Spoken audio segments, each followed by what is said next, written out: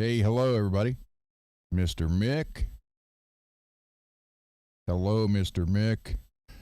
Hello, Billy Ray. And we have a third person watching. So, whoever you are, thank you. Hey, let me scroll down here. Searching. Hey, what's happening, man? Wow, that's how far behind this is.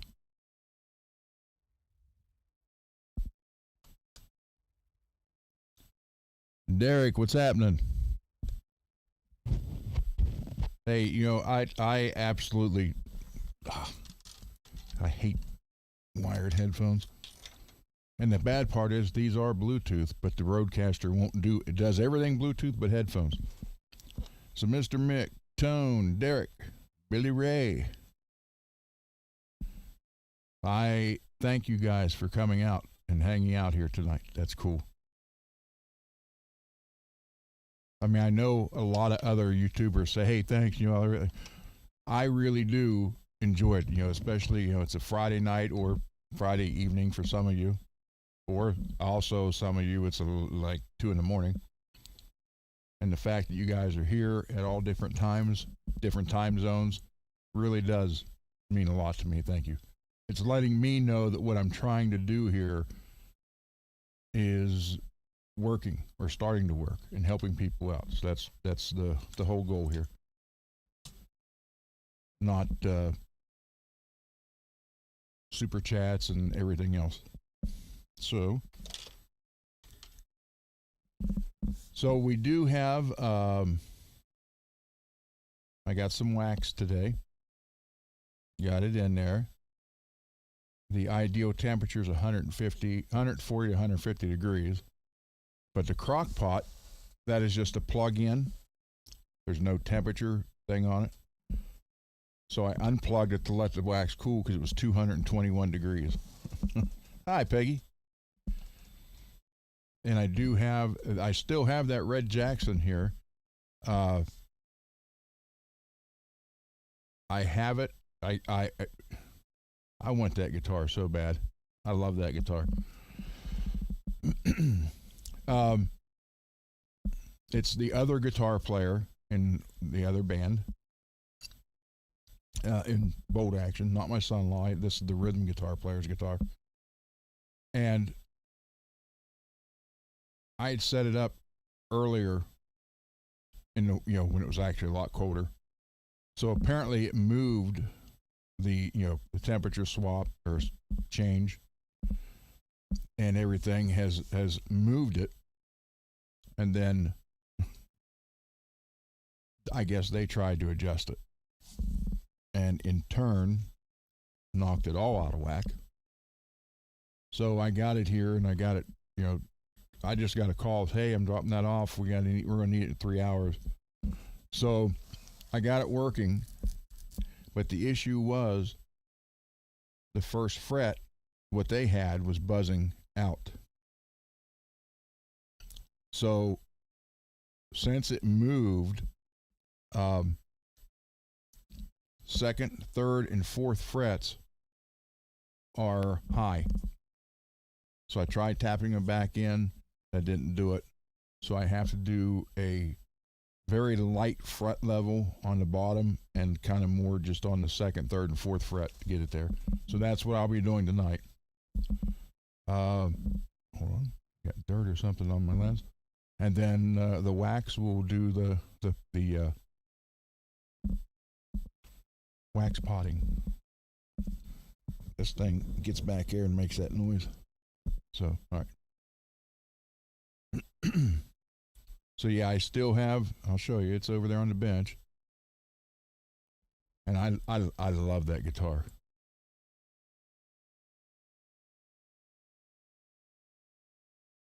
There it is.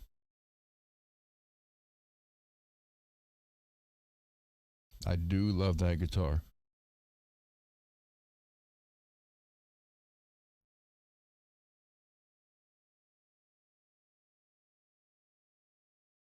I'm not even sure.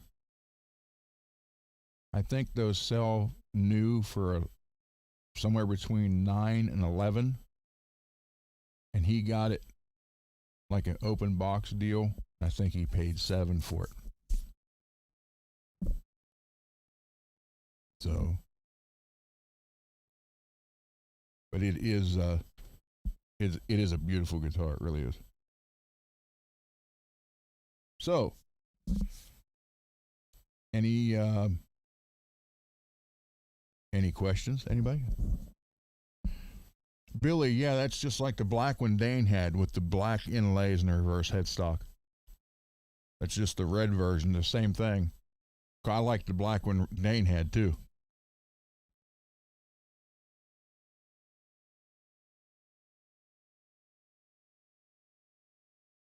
So, do we have any questions about well, basically anything?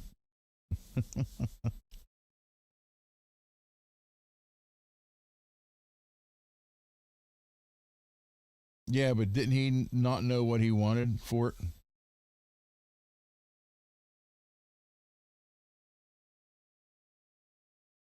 Uh, Derek, do you believe the L-shaped brass blocks produce more sustain than just a typical fat brass block? Simple physics: more mass, more sustain, more mass, more sustain. But I don't know. I've never tried one, so I don't know firsthand to tell you. But I mean, if you go by the whole, um, if you go by the whole, more mass, then yeah, it should work. Oh, did you? Mr. Mick found the string blocks on Reverb for the American Floyd. Good. Stainless ones or titanium?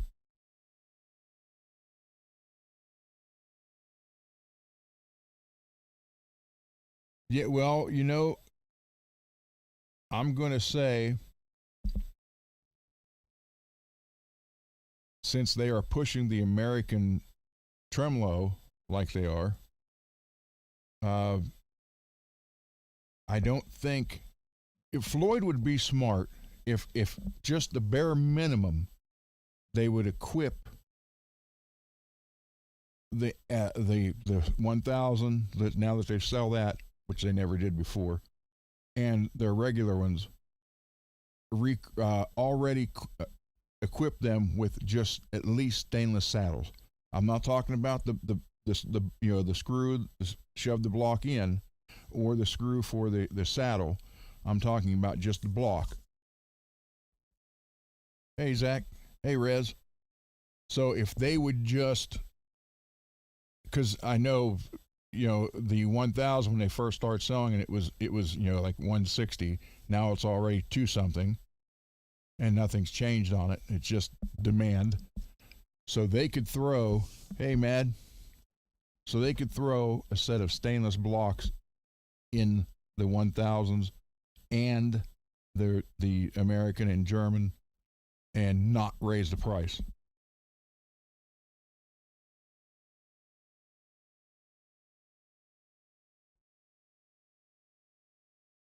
Multi-ready. Brian put epoxy glue. Wow.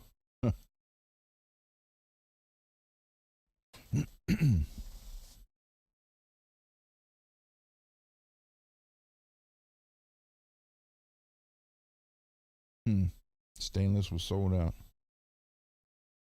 Yeah, they could do that. They could add stainless to the 1000s and the regular, the original Floyd.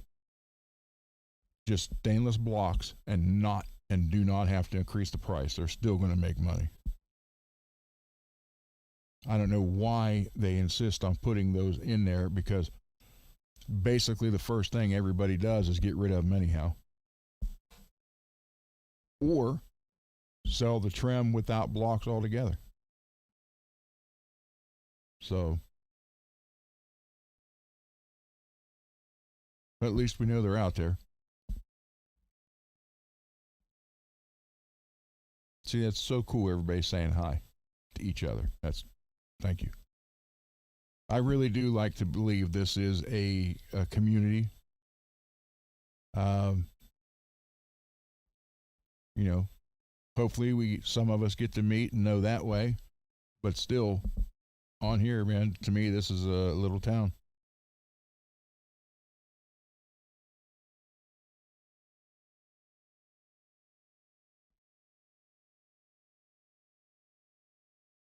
Hmm. So, any other questions?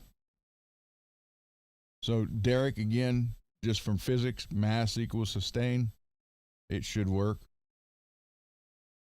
Um, I've never tried one, so I can't tell you from experience.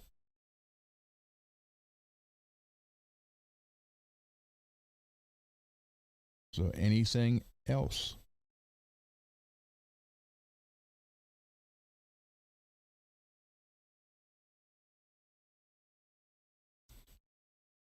Is a Jackson Floyd. What year is the guitar, Rez?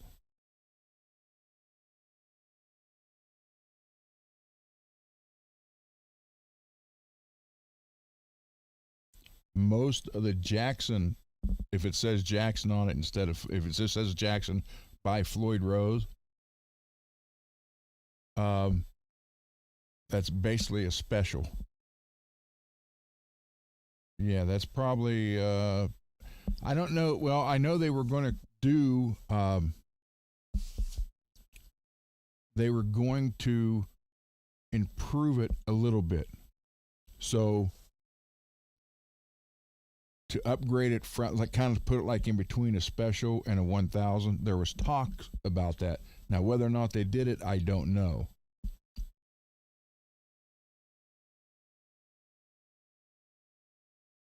Yeah, I don't know if they did it, but um, even if it is a special, the base plate works fine. You know, if you're not out playing 300 shows a year, it is going to last you for a while. The problem with the specials are the saddles. They are cast. They're crap. And especially if you, she's in here somewhere, Mad. Especially if you put a stainless steel uh, string lock bolt in there, it it will strip it out. And what will happen is you'll turn it, it'll go tight, tight, tight, and then it'll just go free. You can take the screw out, and you'll see the threads from the inside of the saddle on the bolt.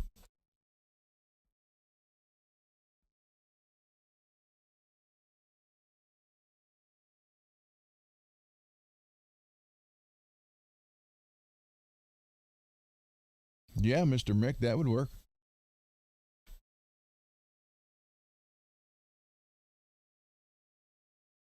So, is it black or chrome, Rez?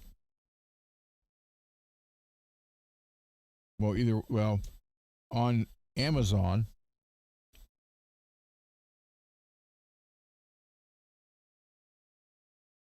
yeah, black. Okay, I know Amazon. You can buy stainless steel, silver replacement saddles.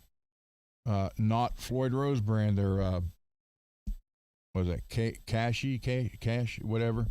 They're like $50, but they are machined steel, and they come with stainless steel blocks, bolts, and screws for the saddles themselves.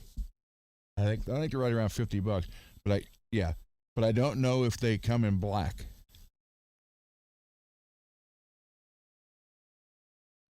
But black 1000 saddles will probably run you around, well, here in America, anywhere between 62 to $72.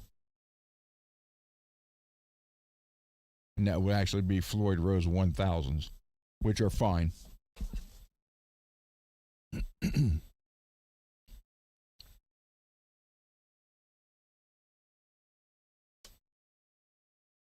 Oh, okay.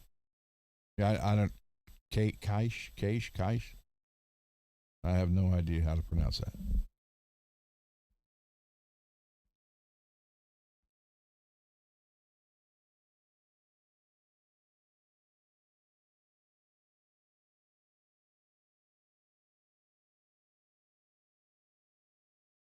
Hmm.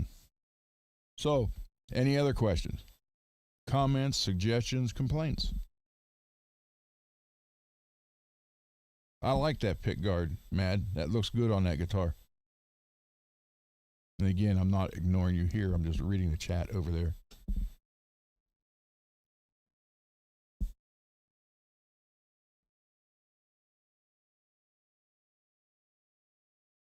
Someone, was it you, Matt? That's what we're doing tonight. We're working on a Red Jackson Rhodes, and we're going to wax pot. Under the saddles, I wouldn't do that. Because what can happen is the oil can seep up, and the oil can seep up, and if it gets in the front of the saddle, in between the front of the saddle and the block, your strings will slide out, and you have to clean all that out with alcohol and dry it real good.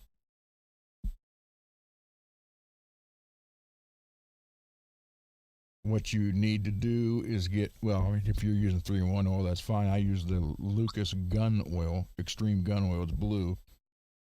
And I only put oil on the first couple threads of the locking bolt going into the block, and then on the very tip of the block where it goes into the locking nut. And then just a drop on the fine tuners, then work them down, up and down. And then a drop on the post where the guitar pivots, because that helps it from sticking, keeps it from sticking, keeps corrosion out of there.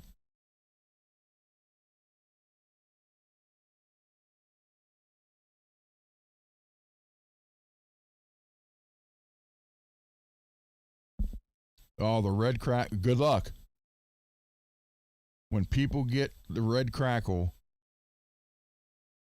this is what's weird. If you look on Reverb, you'll see every color crackle there is from Jackson, but you very rarely see the red one. And you very rarely see a red one anywhere used in a store because they just look so good. When people buy them, they keep them.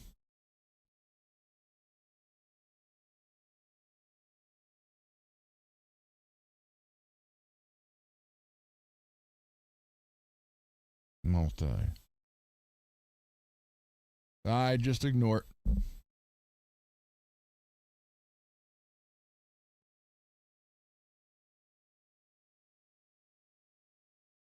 Yeah, they are hard to find, and they're usually,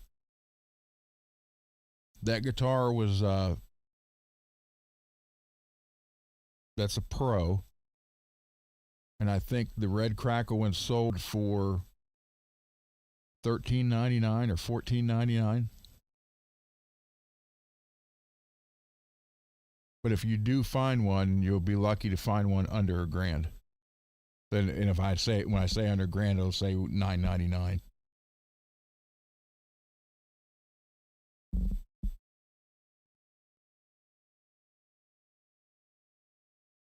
So let's see, multi, yeah, I know. Just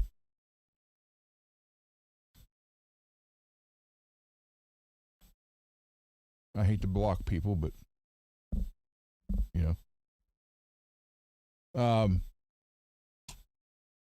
but it is cool that Rob is going to send some stuff for us. So keep the program alive.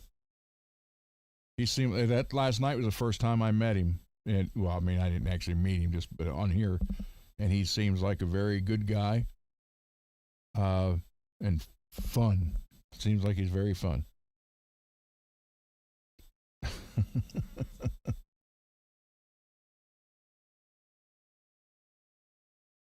Well, the RR3. I mean, I'm in love with that one. I had at one time the white one, his Concorde, and then in my youth, stupidity, I painted it 70 Barracuda green, and then I ended up selling it. So I was going to get another one. Never did. I ended up saving and buying the Sandoval. I never replaced that RR3. My son bought one when Jackson came out with the polka dot one, so he has that. I think that's the only Jackson he has. The rest of his guitars are all Schecter. But wait, I do have photo from him probably 14 years ago with that guitar, with the one he bought. Yeah, it was 2012. That would be 14 years ago. This he's had that guitar that long. Wow. Hold on, I have it here somewhere.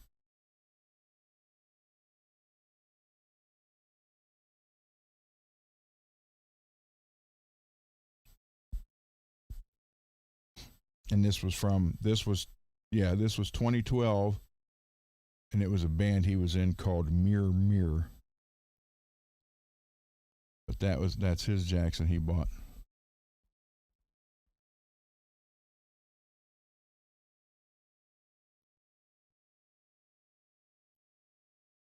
He still has it. Got a white Sustainiac in the neck. I keep trying to get it off of him, but he won't let me have it.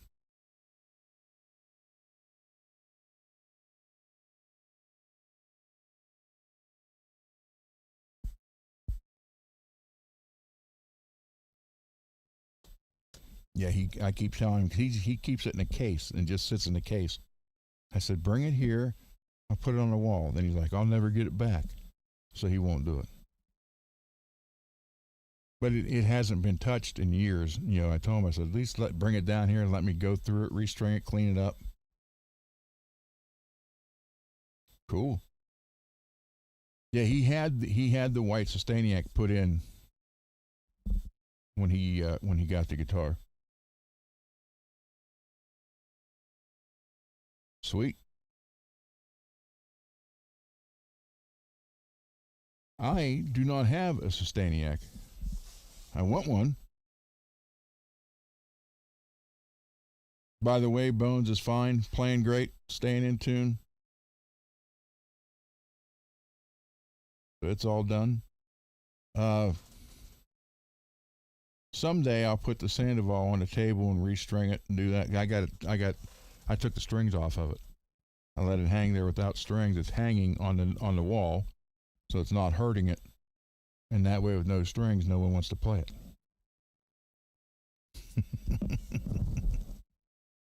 I hate to do that, but that's the most expensive guitar that I ever bought. The Gibson's worth more, but that was my father.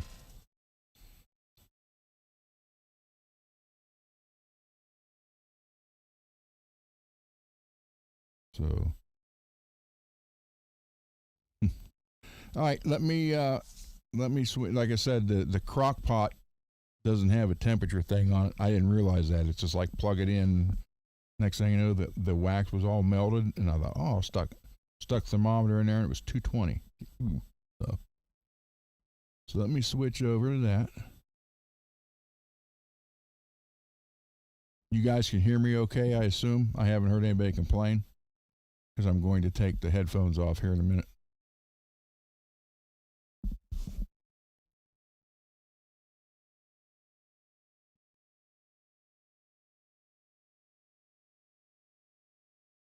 Wow, it's like a 15-second delay from what I'm saying to when you guys hear it. All right, let me get over here. Turn the fan on down here. It does get hot over here at the bench. So I unplugged this. So let's see where we're at.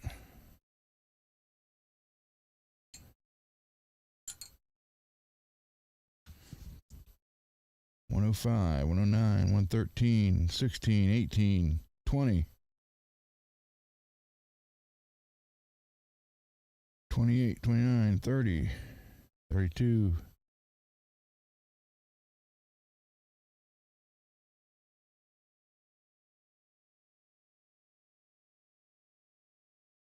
I was between 140 and 150. 144.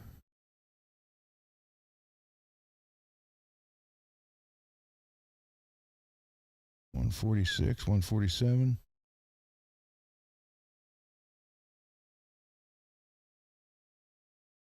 Okay. 148. We're good. All right.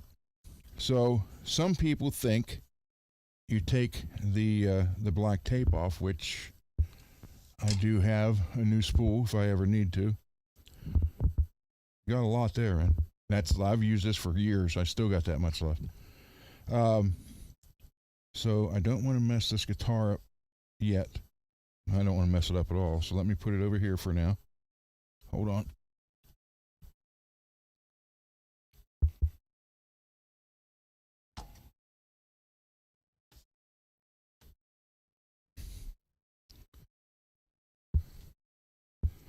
And 149. Well, that's perfect.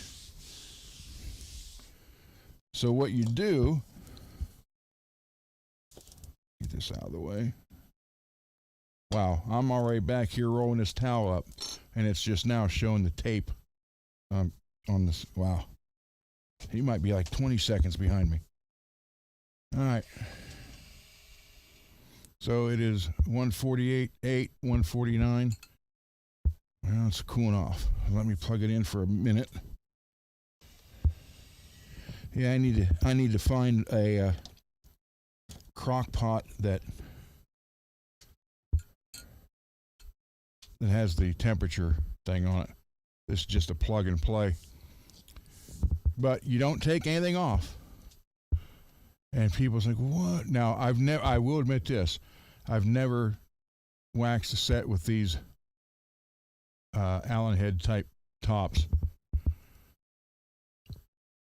But after you do it, you wipe the top off. Some people put rubber bands around the cloth to hold it in place, but you want this to sit in there between 140 and 150 for 10 to 15 minutes. And most of the times you'll see bubbles start popping out. So what I am going to do, just so that doesn't happen on here, and I know I had just, here they go. I'll say I just saw the rubber band bag not too long ago. And then you don't take the rubber band off either until the wax hardens. And we're doing this to shield or help do shielding and help with excess noise. And this pickup is an imitation Invader, but it is four conductor. There's actually two in here in that piece. So, and this pickup sounds good. 15 something it's putting out, but you could see I don't think it was ever waxed. So I want to use this in a guitar for somebody someday because I like the white, and like I said, it sounds good. 157. Let me. I plugged it back in, so it'll. Or 147. So yeah, I plugged it back in. We are at 145.5 and it's stable right there.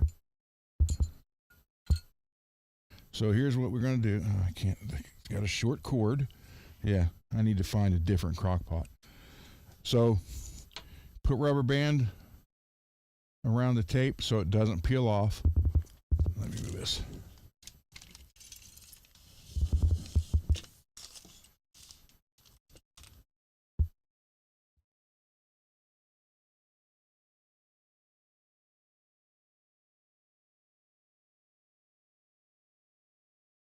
And then Yeah, 145.5 is it's stable. So all you do is just dip it, just set it in there.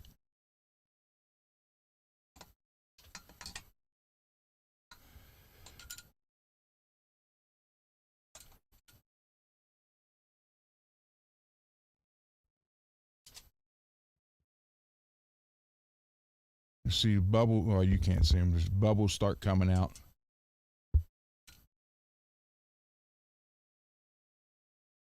$144.3. And when I turned you on, plugged you back in, work. There we go. So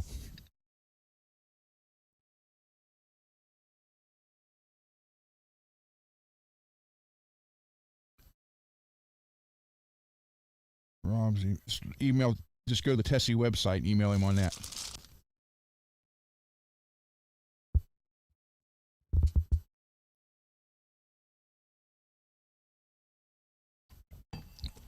No, you just more or less dunk it in there.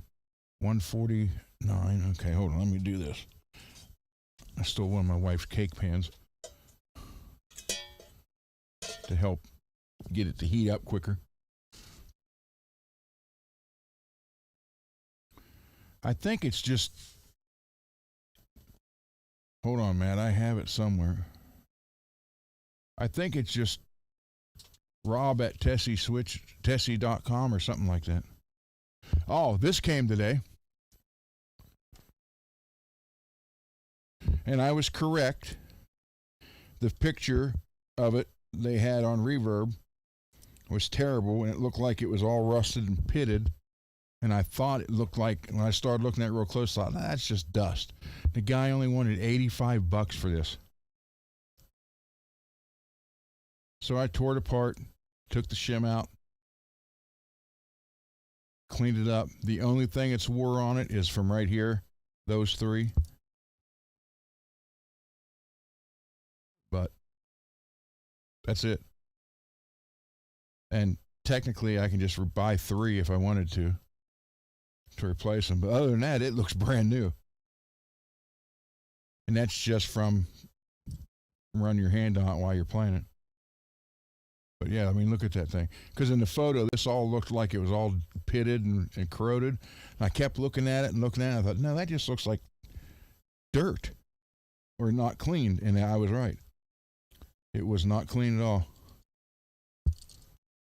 So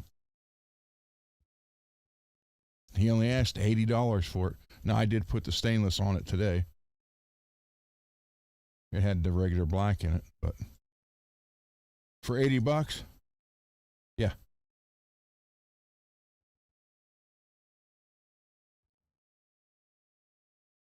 So, and then for those of you who didn't see it the other day, or last night, or whenever it was, I did get the pink one done. And I can't believe I say that, but. And again, when you see this logo, a lot of people think that means, hey, I haven't seen logos like that's fake. It is not fake. That is, these were manufacturer options. So they were never sold to the public. Only guitar companies that made guitars, this is how they would save some money because there was no etching, engraving in there. It was just like laser etched on it instead of machined in like the original ones are. So it saved them a little money, and then they could sell it in bulk to the manufacturers. They come up on Reverb every now and then because people's not used to seeing that. That's like laser etched. And they think, well, that's fake. So then they take it off and then sell it on Reverb for, and you can get these anywhere from $85 to $115. And they are real Floyds. They're 1000s. So Billy, I know you have one on your Frankie, so that is a real 1000, more or less. So let's see where we at temperature wise. 142. Yeah, it's going back up now. 42.8, 43. There we go. So yeah, you just kind of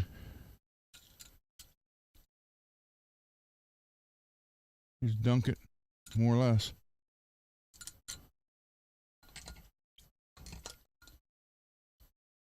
Trying to get it to flip over. Oh. Yeah. 149.5. I got to unplug it in. All right. So yeah, there's little bubbles popping out of it. But that'll all, you wipe all that off. I'm trying to get to flip over. I can't do it. Almost. Hold on. There we go.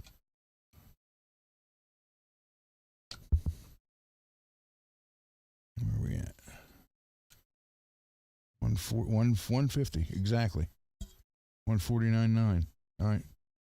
Let's put that back on top there.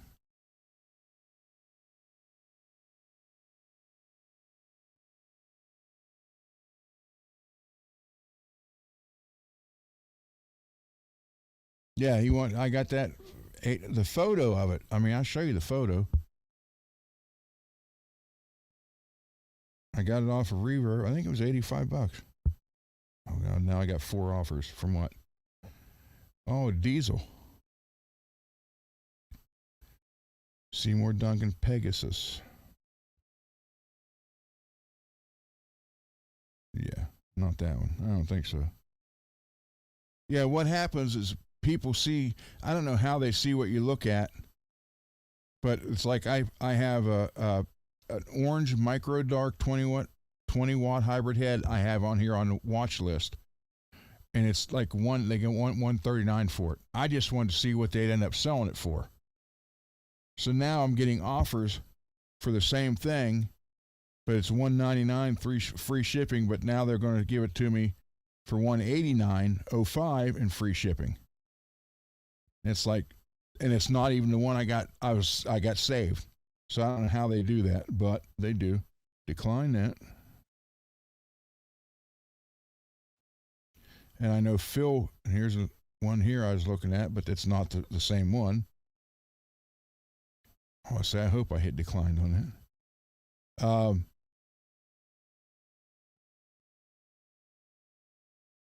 Phil McKnight talked about that. He's like, he went on here and just looked at stuff and saved a couple of things, and he was getting offers for the same thing from other people he never even looked at.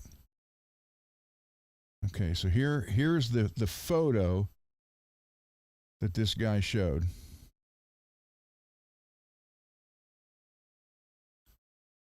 I don't know how well you're going to be able to see, but there. So you look how bad that looks. I kept thinking that was just a lot of pitting from sweating, but it was just dust. It all came off.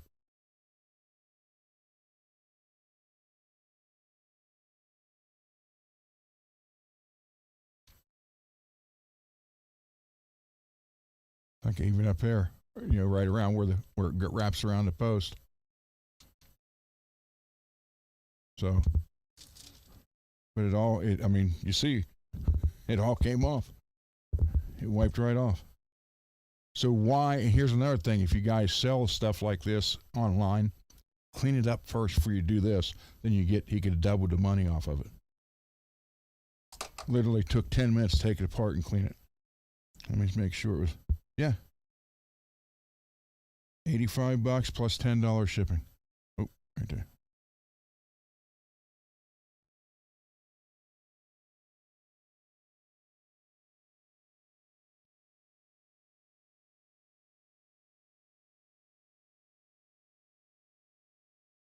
And then he had it listed as a special. It's not a special. It's a 1,000. Because if it was a special, it would say special right there.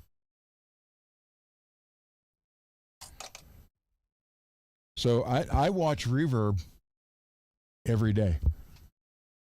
Let's see. 145. About another 5 minutes in here.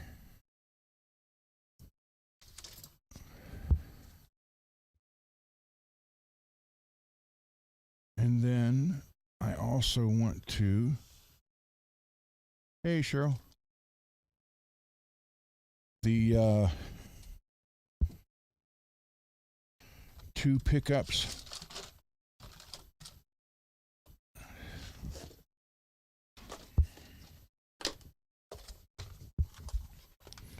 These two, that design also, that Torsen sent.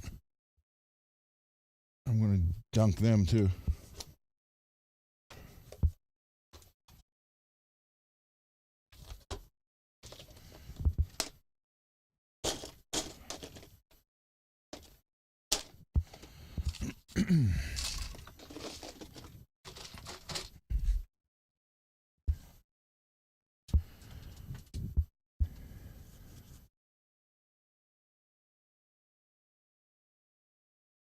Yeah, there's something about the Invader style pickup that looks cool.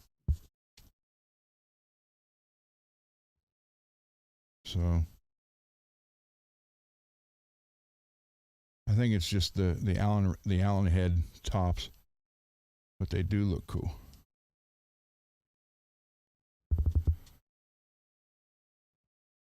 Three more minutes. And then this one. Plug it back in for a second. Yeah, I'm going to have to find this size crock pot with a temperature thing on it because this is going to be a pain, go back and forth.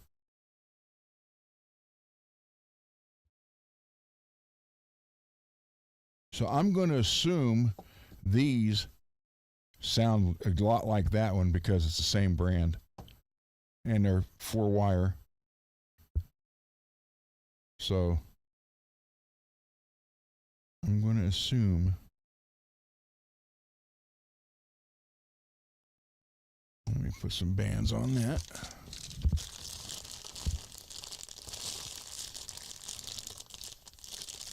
But yeah, this is, if you have a pickup you love and it just squeals like crazy and feedback and microphonic,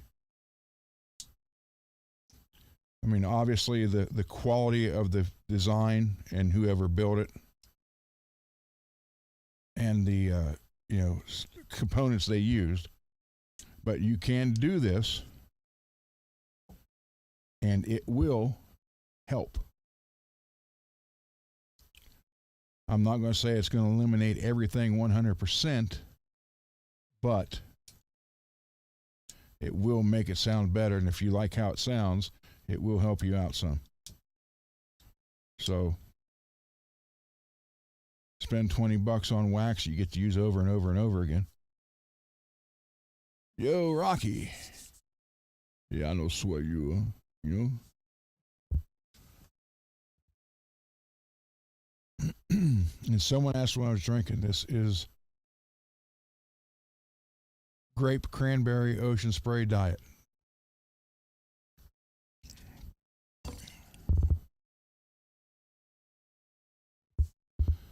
All right.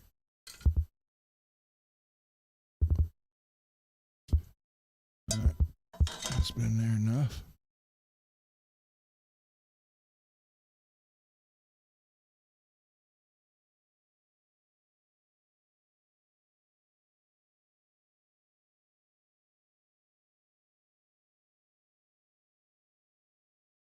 Now, as tempted as you're going to be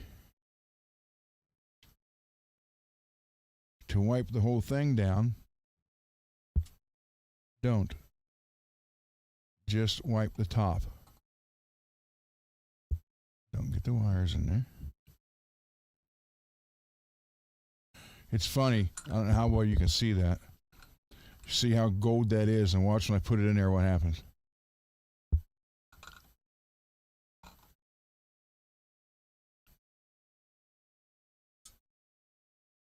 Okay, we're going to let that, yeah, see the bubbles coming up? We're at 142. I plugged it back in, so let me cover it up. And then this, before it dries completely, just wipe the top off. Because the pickup is warmed up also to the 140 some degrees to let the wax soak in on everything. So Yeah, you can feel it. The pickup's hot. You can feel it.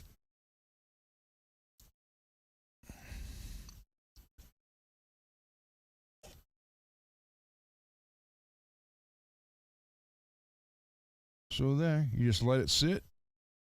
You do not wipe it off the bottom. You don't wipe it off of here. I mean, I've got opened up brand new Seymour Duncans and start putting the screws in them, and you see wax come out first.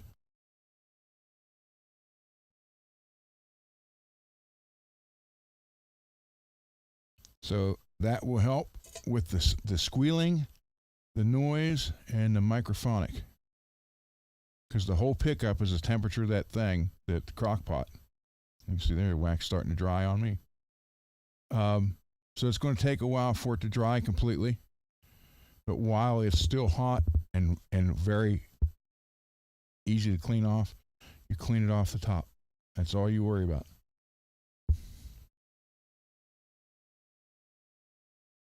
That's it. And once the pickup itself gets as hot, wow, that's strong magnets. You can see it's starting to look. You see that? Yeah. So that's because the pickup's not as hot as it should be yet. That's why you go 10 to 15 minutes. So now, give us half hour or so to cool. And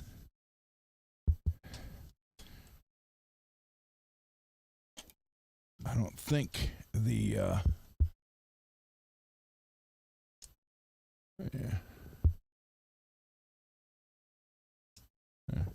Yeah.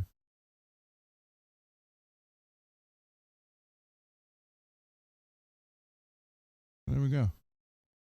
So once that one cools, it's ready to go. And it's really that simple, everybody.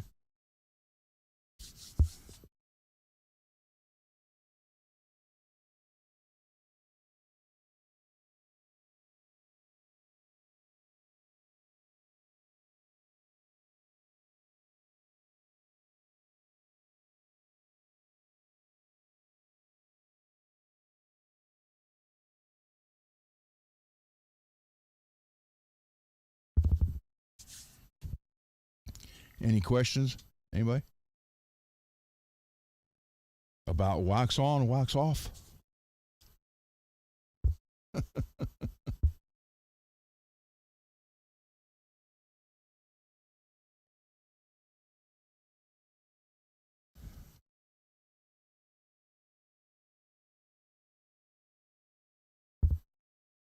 So there you go. That's that simple.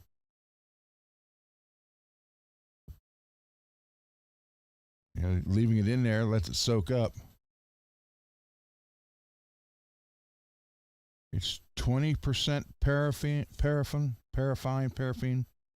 and or 80% paraffin and 20% beeswax.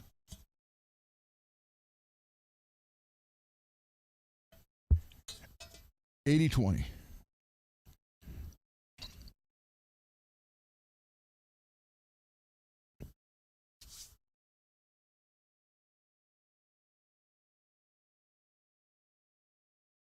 Let's see here.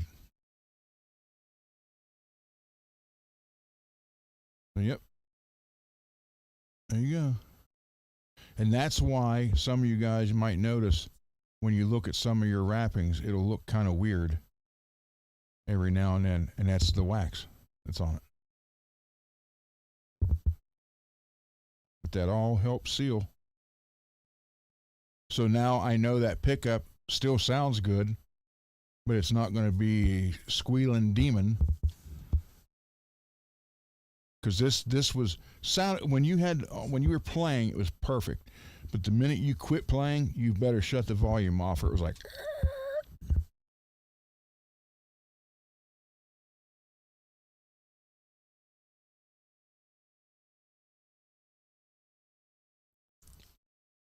So that's what I'm trying to do, just show you guys.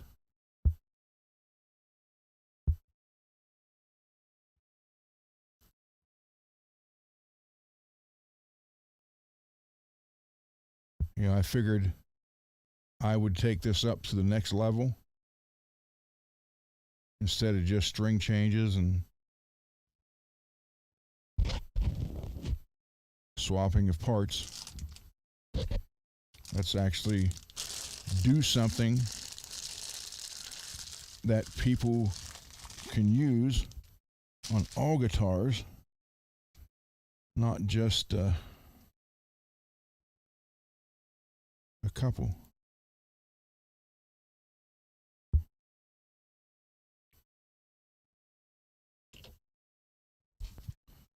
So, if you have anything, any guitar pickup you have that you like, but it's just real noisy, this will cut it down. It may sometimes it'll eliminate it completely.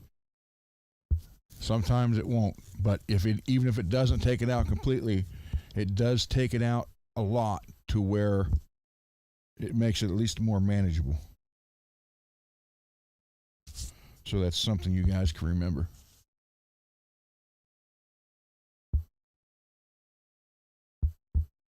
Thank you, man. I'm trying.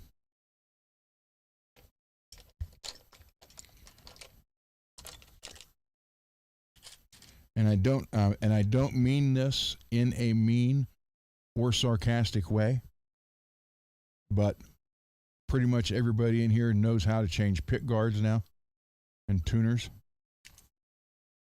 And I'm not saying that as a joke. I'm just saying that's a lot of that was done, so we'll just move on to something else.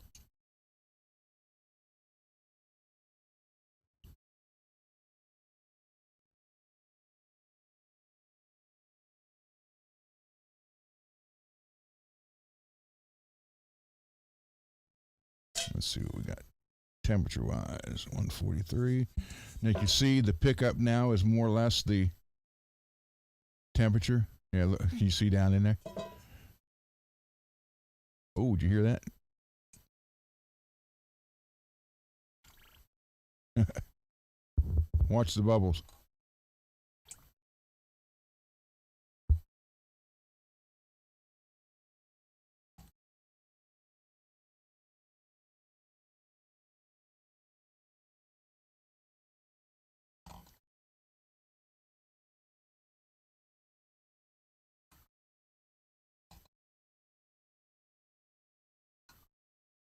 As air comes out, wax goes in.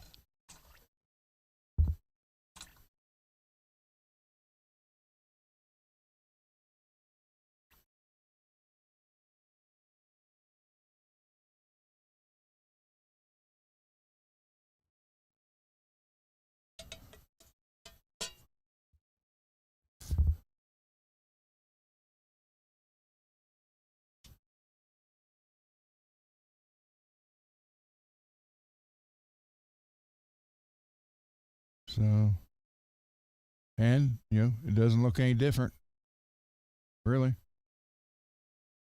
But you can see the wax.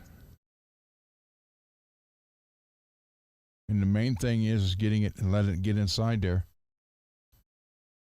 And I know people freak out like, what? That's what it's for. That's why it's called wax potting.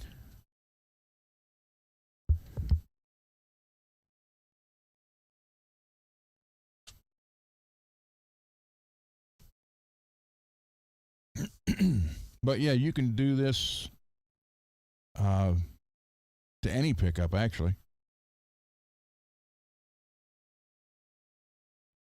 But I mean, if you had some that were, single coils, a lot of single coils for Strats, especially the Chinese made ones, you would benefit very much from doing this on those.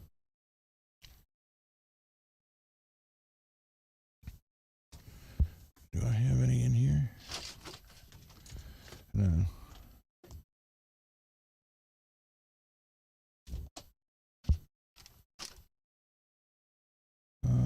Let's see.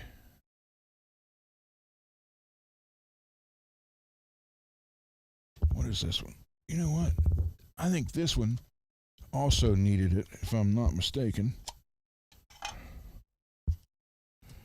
That's why I didn't put it back in a guitar. No, not that one. That one's got wax on it. I had one. I thought it was a solid.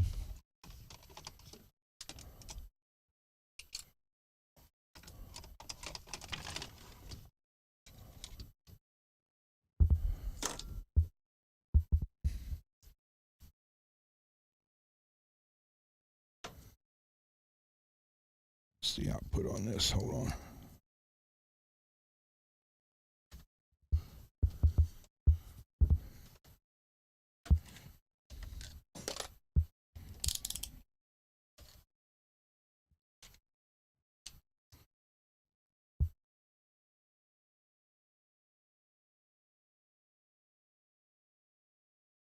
$15.80. Exactly. So, you know what? And this doesn't look like it was ever. There's no wax on this whatsoever. So we're going to do this one too.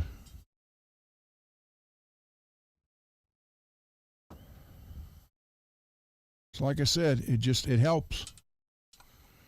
A cheap and easy way to do it. Now I do know most guys like cheap and easy, but I shouldn't have said that.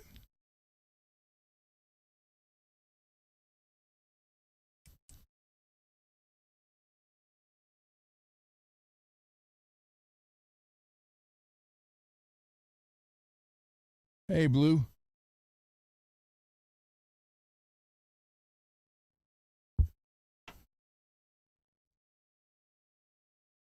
So there's that. This one's cooled down quite a bit. It's still hot inside. And you can see here now the wax in the threads. And leave that in there because that helps the thread. That helps thread through it. A big chunk of the thread, a big chunk of the wax will come out, but it'll still be in the threads itself. So you're good to go. So this one's ready, or will be ready here in about an hour, to be put in some guitar somewhere.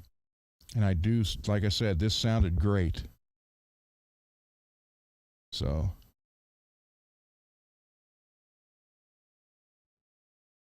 I can put this over here, out of the way where it'll cool nice. And these have about, well, these two have about 4 more minutes. 10 to 15 minutes.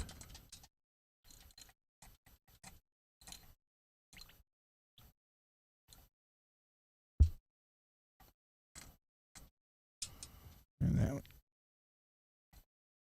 that one's starting to.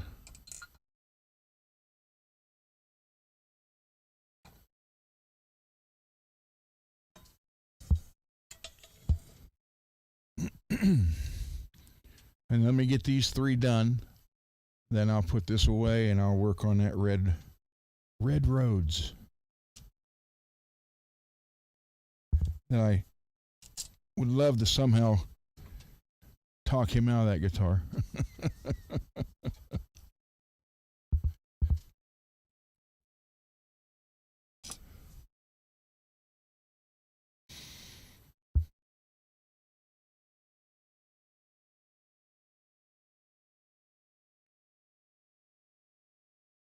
So for those of you who've just joined, not too, in the last few minutes, thank you for hanging out. I really do appreciate it.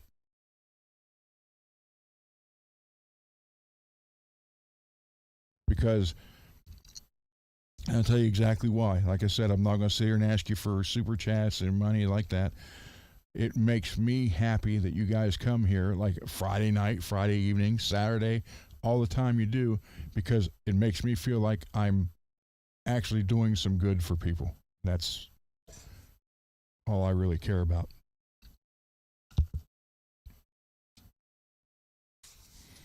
As long as I know that this is doing something and helping people help themselves and save money, then I'm doing okay. I'm happy with that. So I thank you very much, guys and ladies.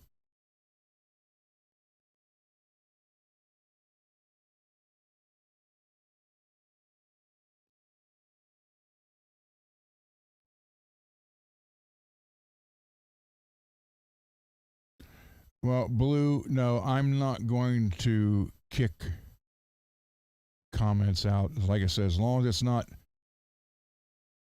bashing, hating religion or politics, it's fine.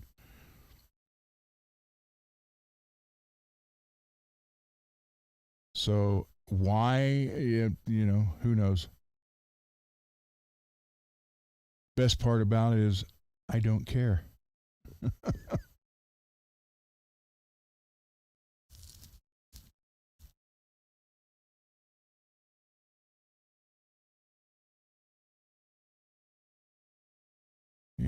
He can do what he wants to do, and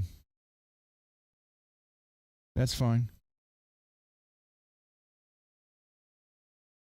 But like I said, once I do the symbolic smashing of the device, then I close the book on that chapter, or that is the last chapter of the book, I should say. And we got a new book right here. And I won't mention it ever again after that.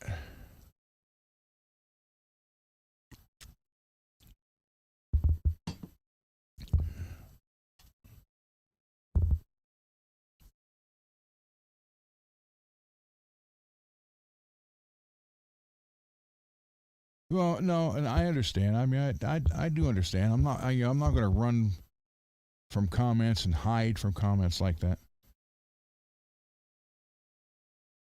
Thank you, Rocky.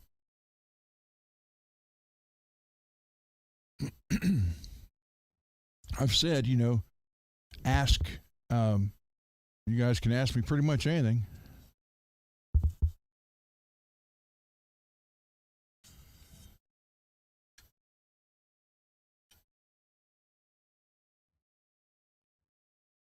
Okay, these two are done.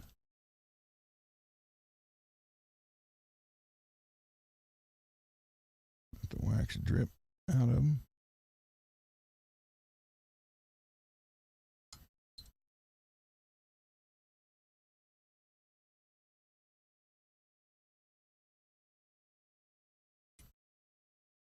Then I'll put it this side down first to get the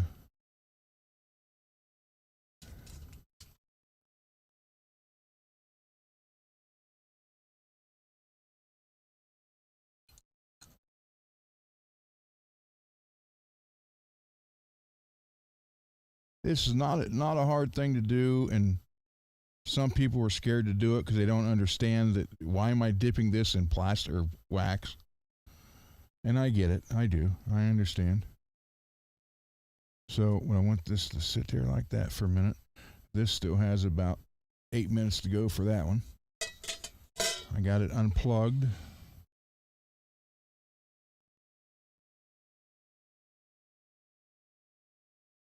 And then while it's in this state, because the pickup is also 150 degrees, remember that, just wipe the tops off.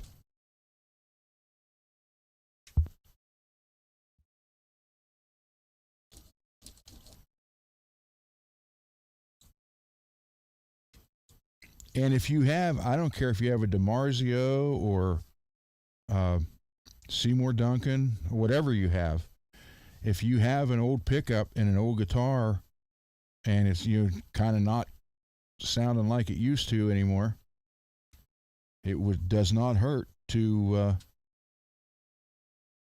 recoat it with wax. And now, it doesn't look like the cloth on the sides is going to come off. So I want to get this rubber bands off before everything hardens, or you'll see the rubber band lines in wax. And I'm right, nothing's coming off. So once you do that, just take your finger and just wipe it around at one time. And that one's done. We'll let it sit like that and do this one.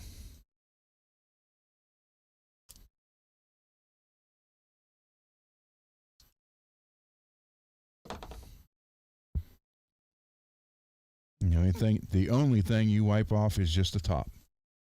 You want it on the base, you want it all over the sides, on the bottom, like I said earlier, even in the thread holes, because it helps the screw go down in it.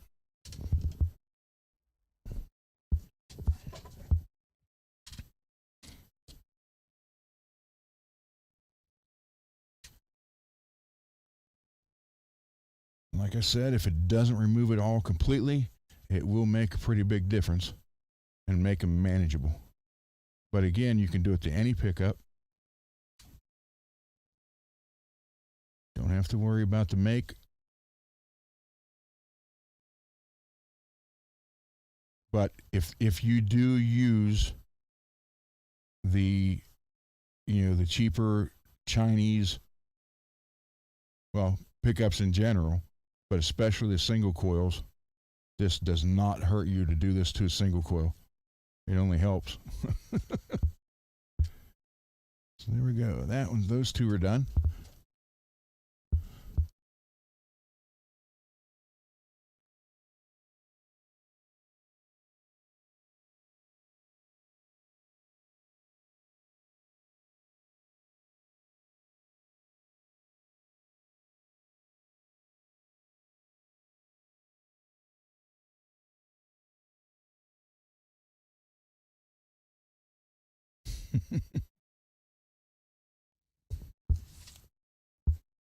So there you go.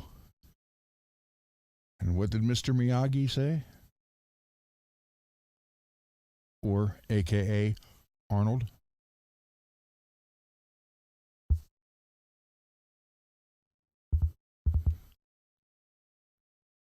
About 3 more minutes on this one. We're still at 142.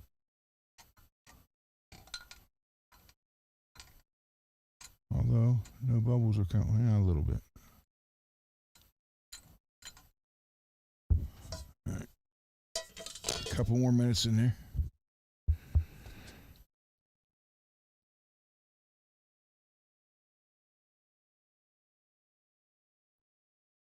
I'm trying to catch up on the chat here.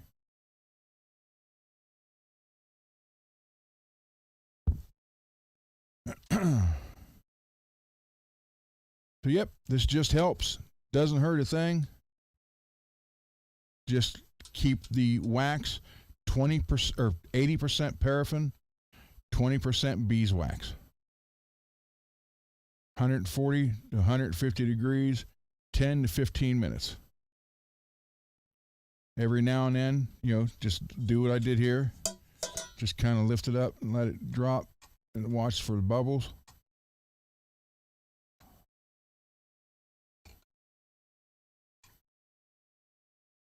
Once you get the air out of it, that's where wax fills in. And this one has never been, this from the factory had never been waxed. So.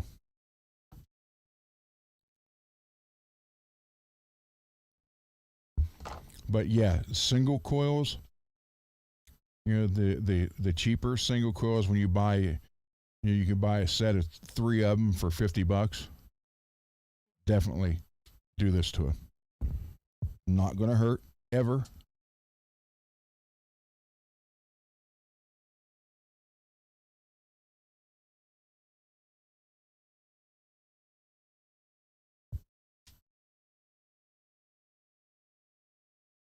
Yeah, see, once you smooth that out, when it clears up, dries completely, it's like a factory finish. So the pickup's still hot, especially inside. So it gets to be the 150 degrees. So, but what that does is gets in all the coils, coats the wires, keeps interference at a minimum.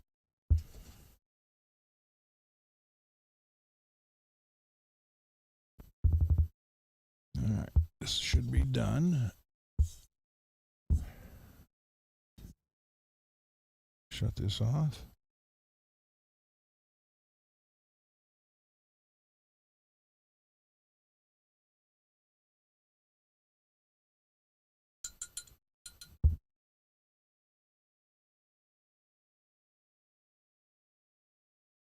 I want to get a clip that will hold that in place. I've had this since 1998.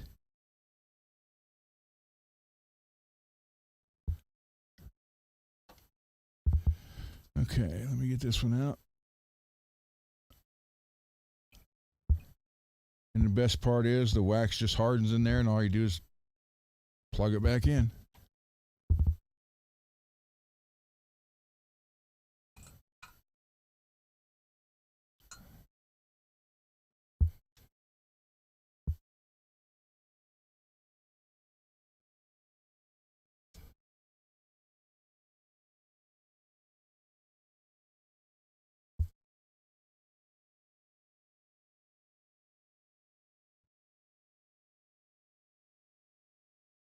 There we go.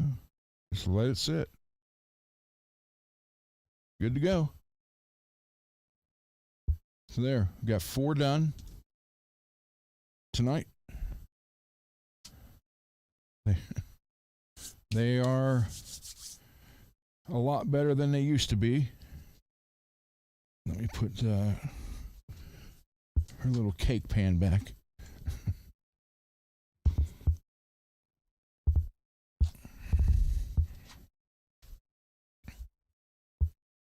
So remember, 80% paraffin, 20% beeswax,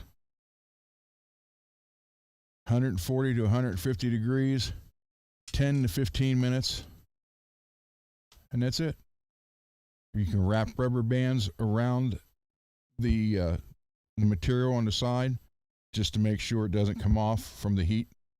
Then as the wax, right before it starts cooling, take the rubber bands off. Run your finger around it one time, smooth it out. Looks like that. You're good to go. It's not a hard thing to do, and it's funny that a lot of people don't do this.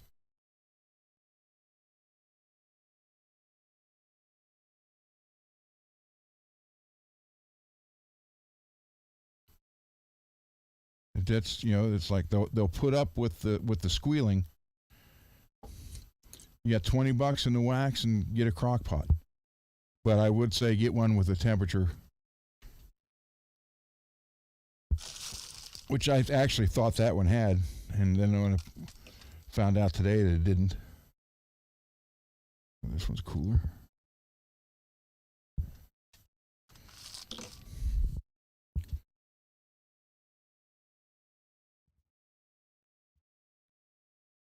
Much better.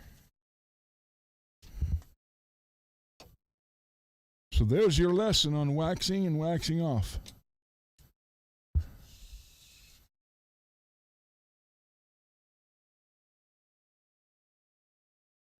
All right. Look, it's already starting to.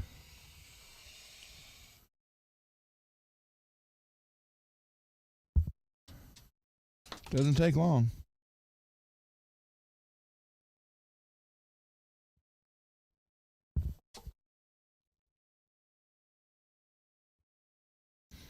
Let me get this out of the way. And then I will bring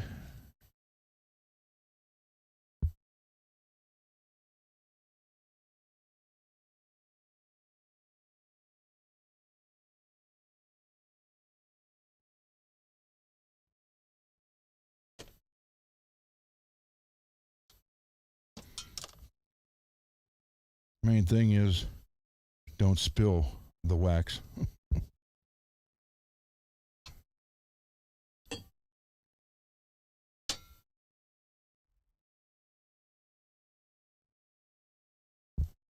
Simple procedure. Of course, that's what they're telling me about my knees, too.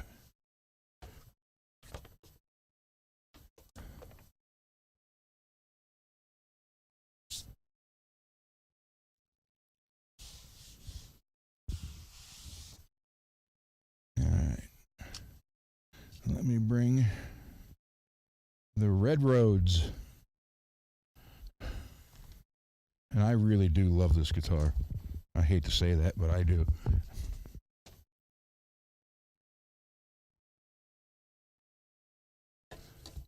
So I got it playable,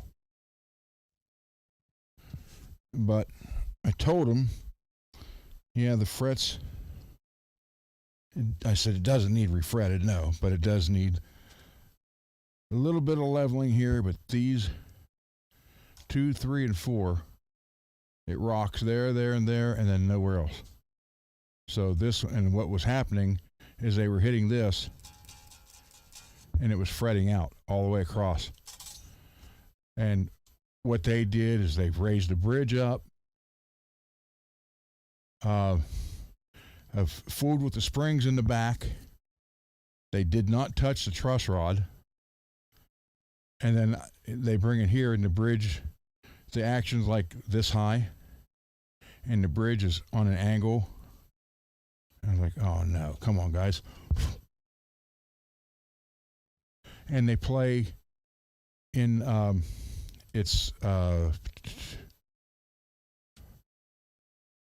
where's the chart?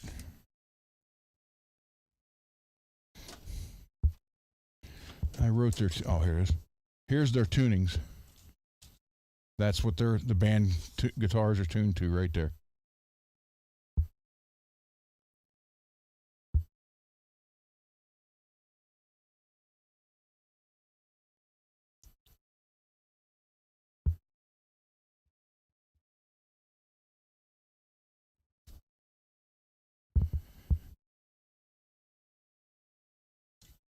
So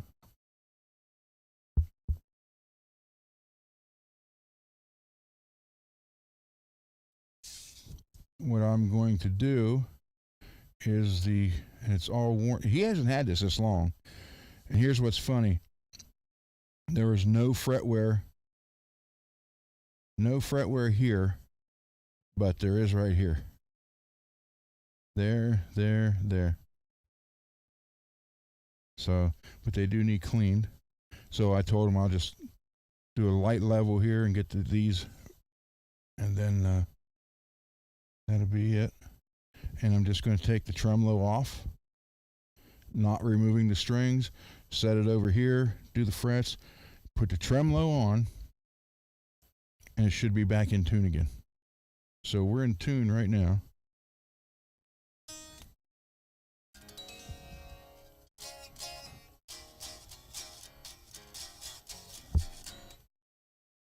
So you see we are in tune.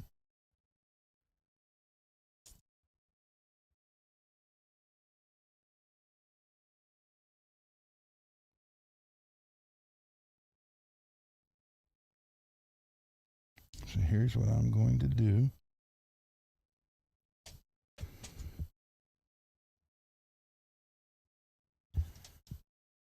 Take this off. Where's the little... Oh, the little one's being used, so we use the bigger one.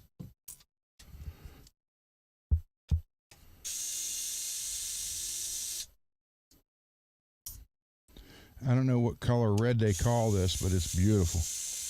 I'm sure the camera's showing a different shade. They always do.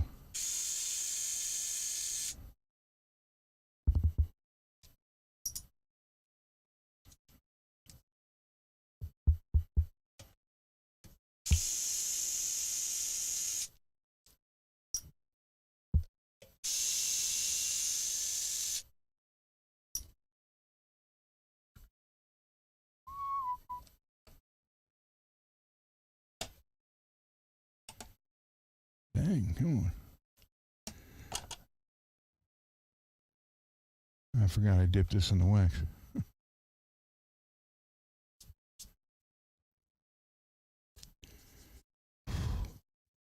I know. That's what he wanted.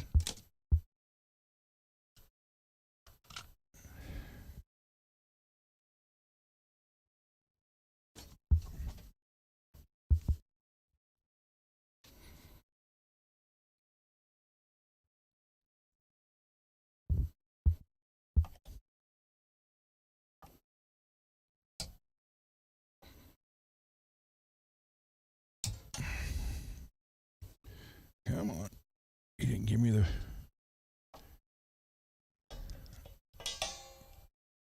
God dang it. This doesn't even have a regular block in it. It got that stupid zinc style block, or whatever it is.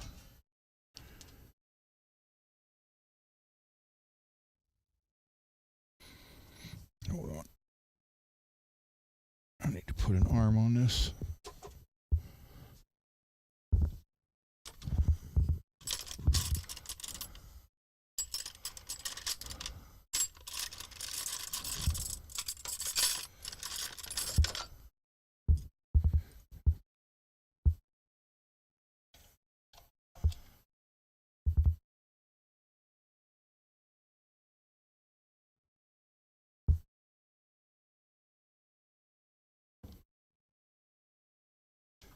I can grab that.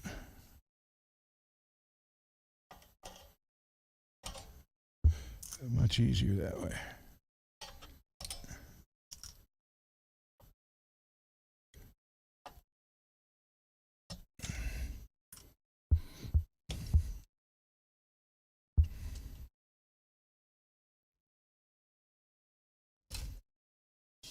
That's all I'm doing. Not taking the strings off. Nothing like that.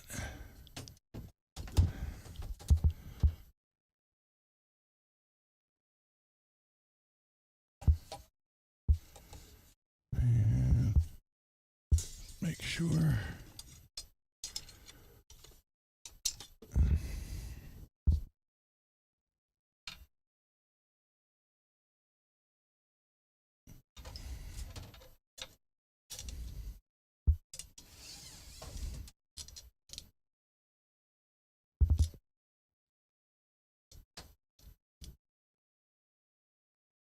It's pretty flat all the way across there.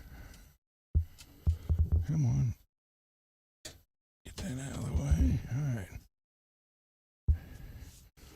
So, I don't want it up in the air like this to do the leveling. So, we're just going to set it down on some rags. Just enough to steady it so the headstock doesn't smack on the floor.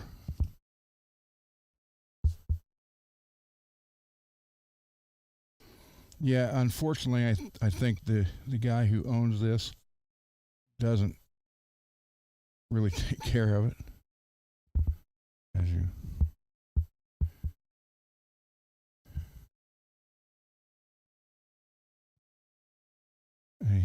it's not that he's not abusing it, but it's not a priority. It's more like, well, if it gets hurt, it gets hurt.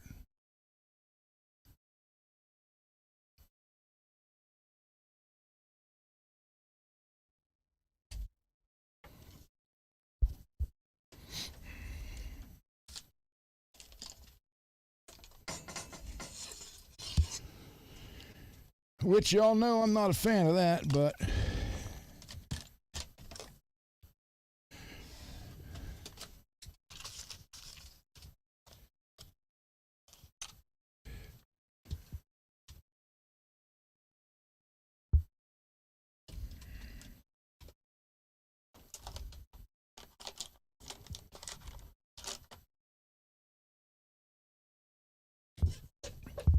it is what it is.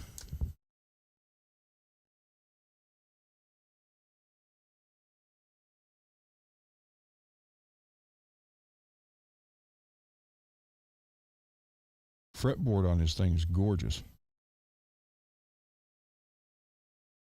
Oh.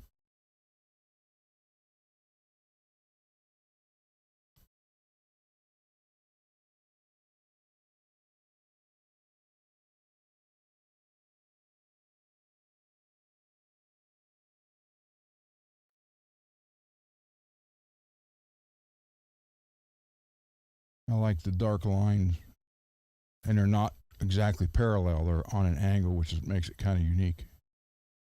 I like that. Really do.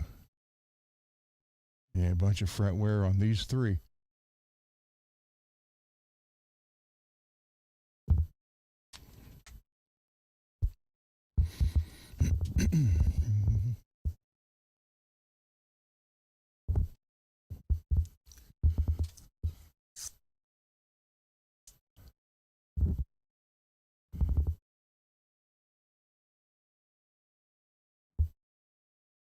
of the post plate. That's not a plate, that's just a foam.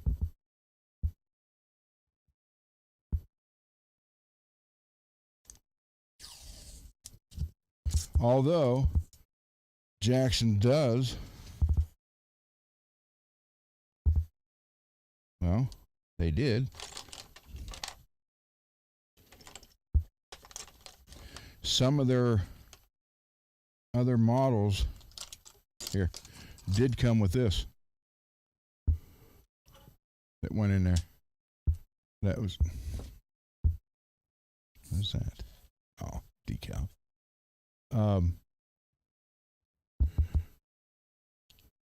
I guess it was just for support. This went down in the body, then you put your 2 screws in it. This is from Jackson Guitars.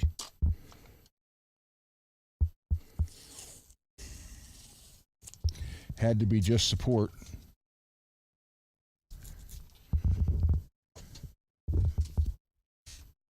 Let's see, Mad, you modified.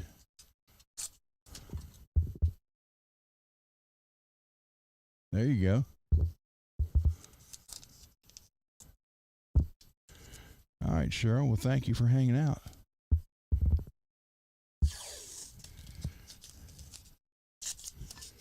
Happy to have you guys here and gals.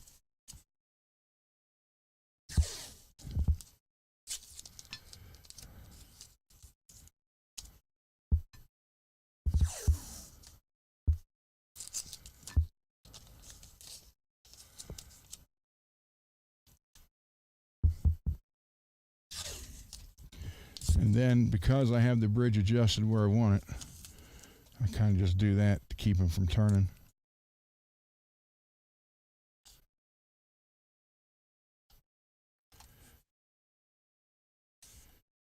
This is just so I don't scratch the pickups.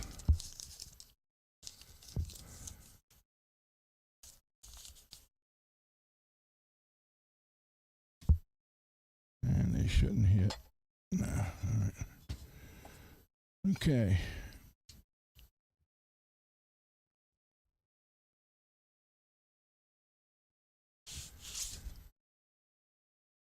And just going to lightly. And it doesn't need a lot.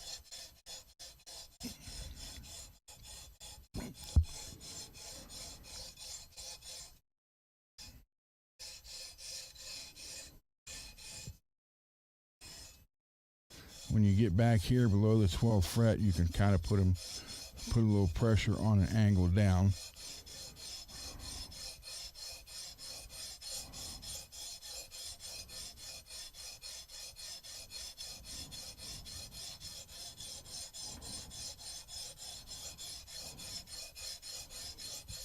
All right, here's a little low.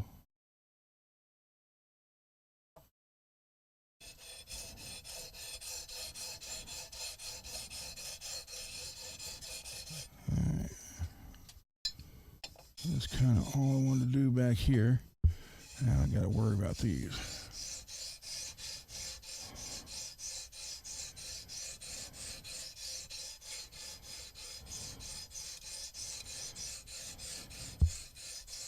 And you can see, let me move this down a little bit. As you can see this,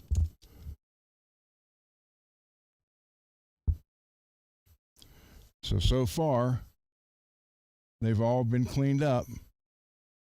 These two are high, this one's high, and it still hasn't touched that one. So that's why that one was fretting out. I don't want to take any more off the back or middle. I just want to concentrate right here on these 4. It's starting to come down. Actually, well, you know what? Hold on, let me see. Maybe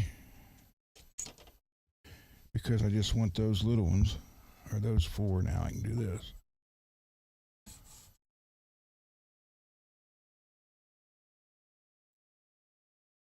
So I don't take any more off the back.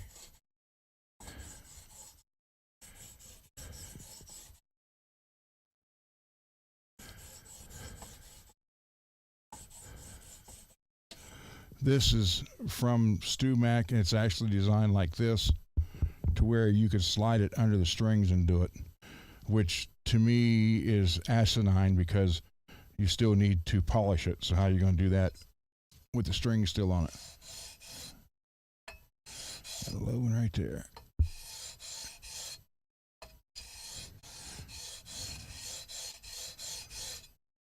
There we go. Make sure this is right.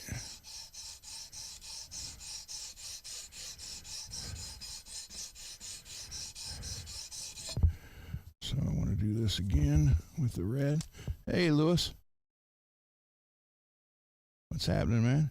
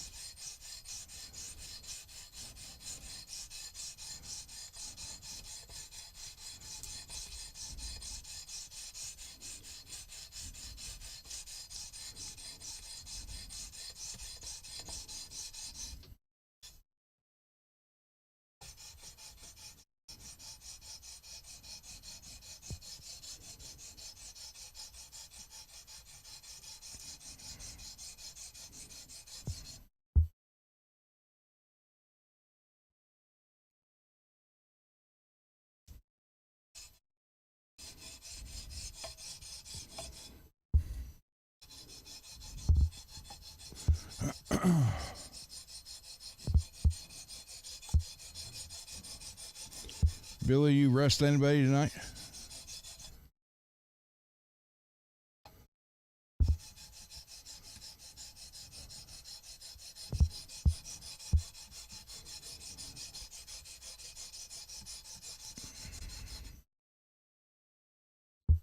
Yeah, I would love to have the black one of these that Dane has, but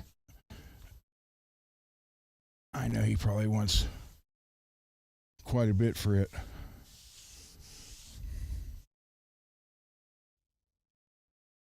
Like I said, this one was listed as new open box, and I think it listed for $1,100, and he ended up getting it for $700. So that's pretty decent.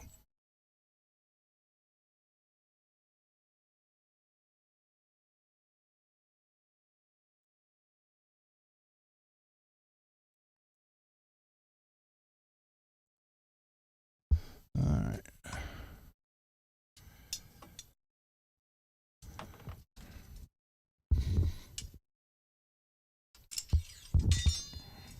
That out of the way.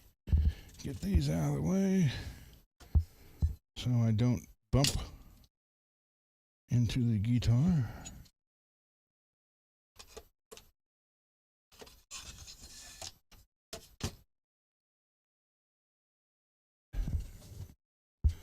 Okay. So we got that. Yeah.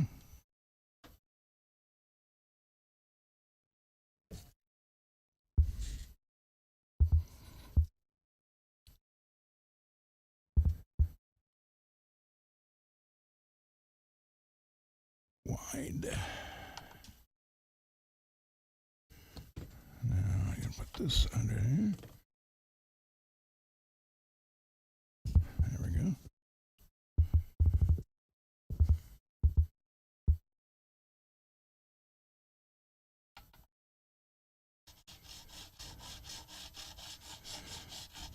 And I do love this guitar. And the one Dane has is identical to this, but black. With black upside down inlays, and it's reverse headstock with the RR truss rod cover.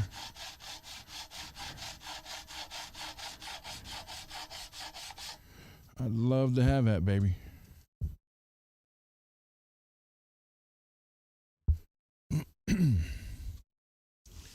But again, this one, he got this one listed as new open box.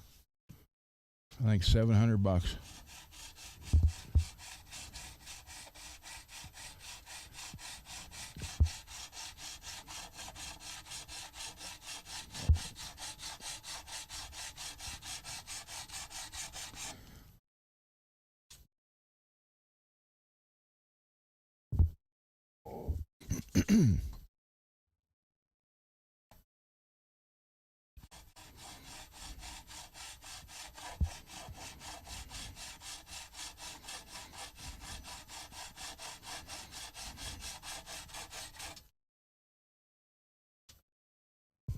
Now, typically you run the marker on here again, look for line, but once you do these, a million freaking times, you can look and see the silver. This top, you'll see a little silver where this is flat.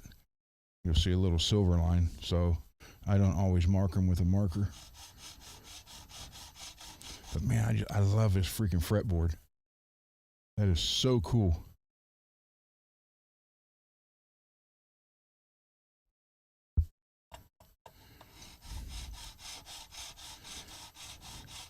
But like I said, for me, I look at guitars differently than most people because I can fix them. And you look at that and it's like, some people will look at a guitar and like, that looks like crap. I'm not going to mess with that, because they don't know how to fix it. And then not only that, they may not know somebody who does know how, or if they're afraid to take it to a store for fear of what the cost would be. So for me, a guitar's got to feel good, and I make it play good, I make it look good, I make it sound good. So, but to each his own, I understand that too. So it's not, it's not just one thing or another, or however you want to look at it. You can do different things, but I will tell you this though, when you have the ability to work on them, and I don't mean complete rebuilds, but if you have the ability to do wiring or set the Floyd up, because Floyd, believe it or not, is why most people get rid of the guitars with Floyd Rose on them, because they didn't take the time to learn how to do it. They mess with it, just like this came to me today. It was set up perfect, but because the humidity shift and the temperature, this moved, and they could have just, I'm going to say they probably could have just moved the truss rod and eliminated that, but instead they didn't touch the truss rod and did everything else, which in turn screwed up everything. So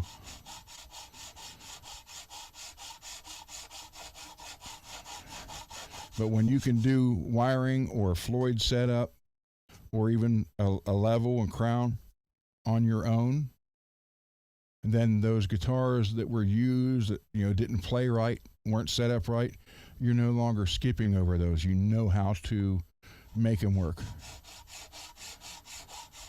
And then eventually, if you learn how to refinish them, like Billy and Matt Hatter's doing, so now you get a guitar, you get it set up right, you get it feeling right, and you can make it look as good as you want. You're not just limiting yourself to guitars that are already perfect or close to perfect. And that's kind of like my goal here is to give everybody the chance to learn, or even learn with me. And so you can do this and get maybe the guitar your dream used and be able to fix it up and save yourself a lot of money. I've said it a million times already. That's the goal of this channel, is to help people learn how to do this and save money for them.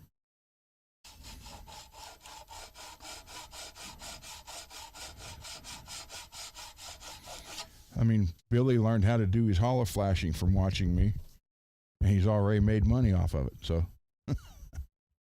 that's a good thing.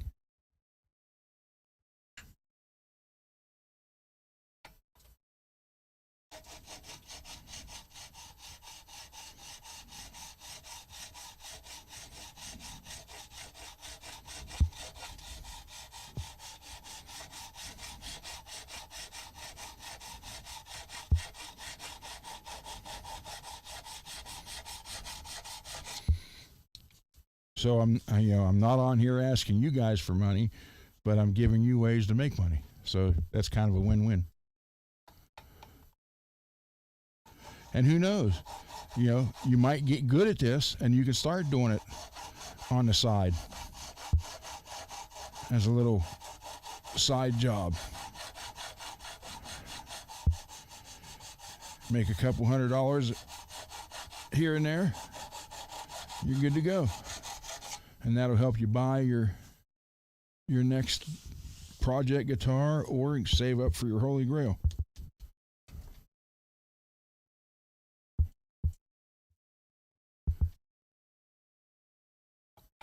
So it's just something to think about.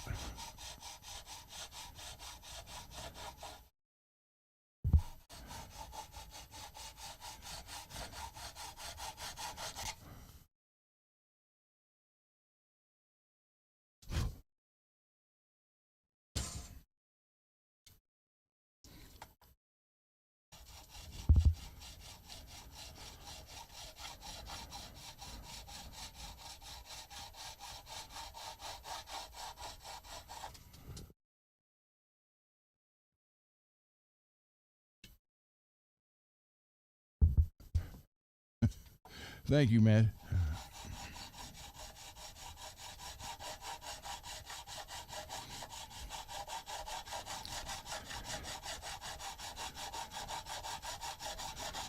Like I said, I'll talk about that a little bit longer until I do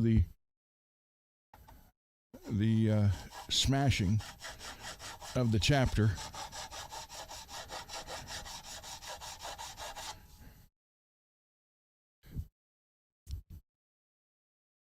Yeah, and I never, I watched what I did then, because time constraint for one, plus the split screen.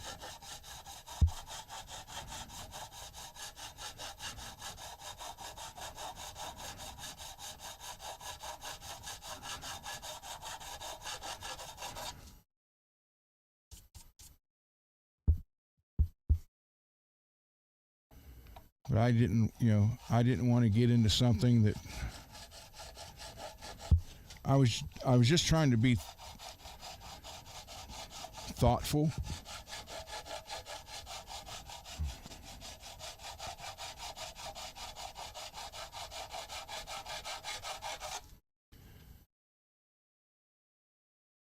But there were a few times when the other person took a break, and before he took the break, they're like, "Oh, go ahead, take as long as you want, because we're here just to watch Ron." And I never asked for anybody to say that, and I knew when I was reading that in there, if it was somebody I had a number to, I would text them and say, "Hey, come on, don't say that stuff." If I didn't have a number, I just I was like, "Hey, now," because I knew that comment, even if it was just made out of pure respect, it's going to hurt the other person. And I never did want to do that. But the week after, or 2 weeks after, I was actually done with the show. And again, I didn't quit. I had so many people get a hold of me via the email first, then asking for a way to get a hold of me via text message, and it's like the reasons I was hearing that happened was nothing I sent out intentional, and I swear to God. But what it boiled down to, what the breakdown was out of, and I'm talking literally 100+ emails, and they're like, you got too popular on someone else's show, so now you're gone. That's all those emails together. If you combine them all, that's basically what they were saying.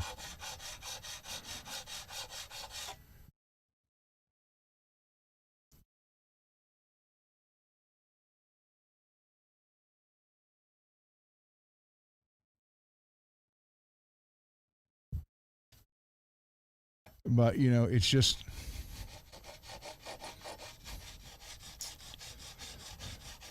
and I knew in the back of my head, I was thinking, if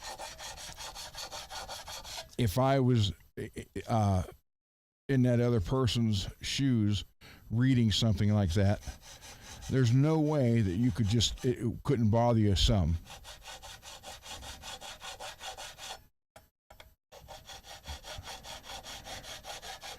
And after that was all brought to my attention, again, after the fact, I was like, well, that, it makes sense. But I never did it intentionally. I only wanted to help that channel grow. Yeah, I had this channel for a couple years, but you see, I didn't do that much on it.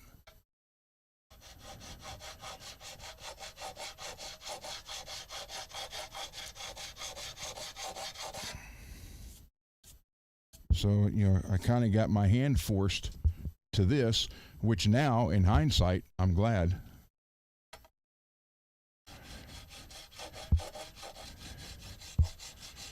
But it's just, I never did that on purpose to make anybody look bad. And it is what it is. Water under the bridge, and after next week, I will never talk about it again.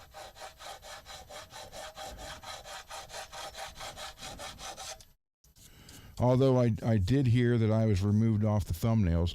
I don't know if that's true. I'm not even going to go look. I wasn't on that many of them to begin with.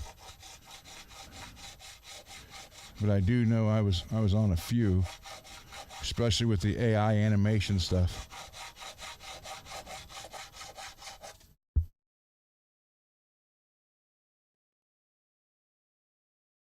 Hey, Greasy. So yeah, it's, it sucks. It sucks that it went down that way, because I really did like that show. But it seems now, again, hindsight, the friendship was just one-sided. And whatever.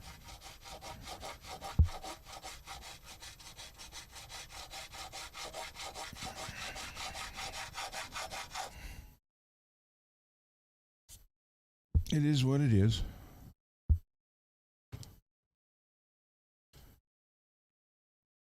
I can't change it or anybody, so. But again, as it's turning out, I'm much happier with this now, because now I can answer questions and help you guys out.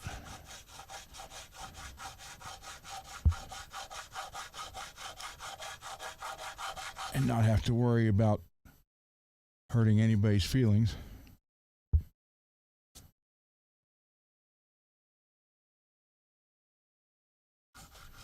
So, things happen for a reason. Hold on, I got to put the brightness up on this. I can hardly see it.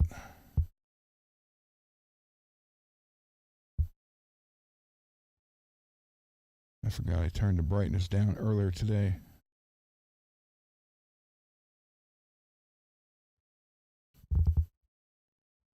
There we go.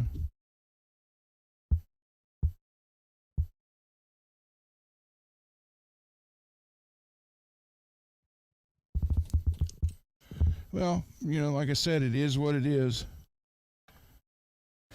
I will admit, I got him a couple channel IDs, but I will complain about this though. It was getting tiring of say a name and then you see it, and then when it was thought to be funny to play it 25 times in a row, I got tired of that. I admit that myself.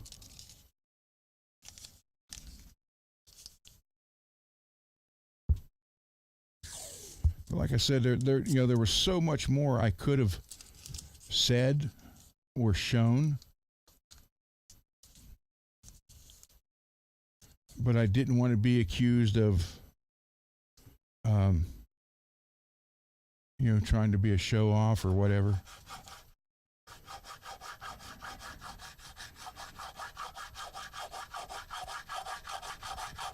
The whole thing about the band.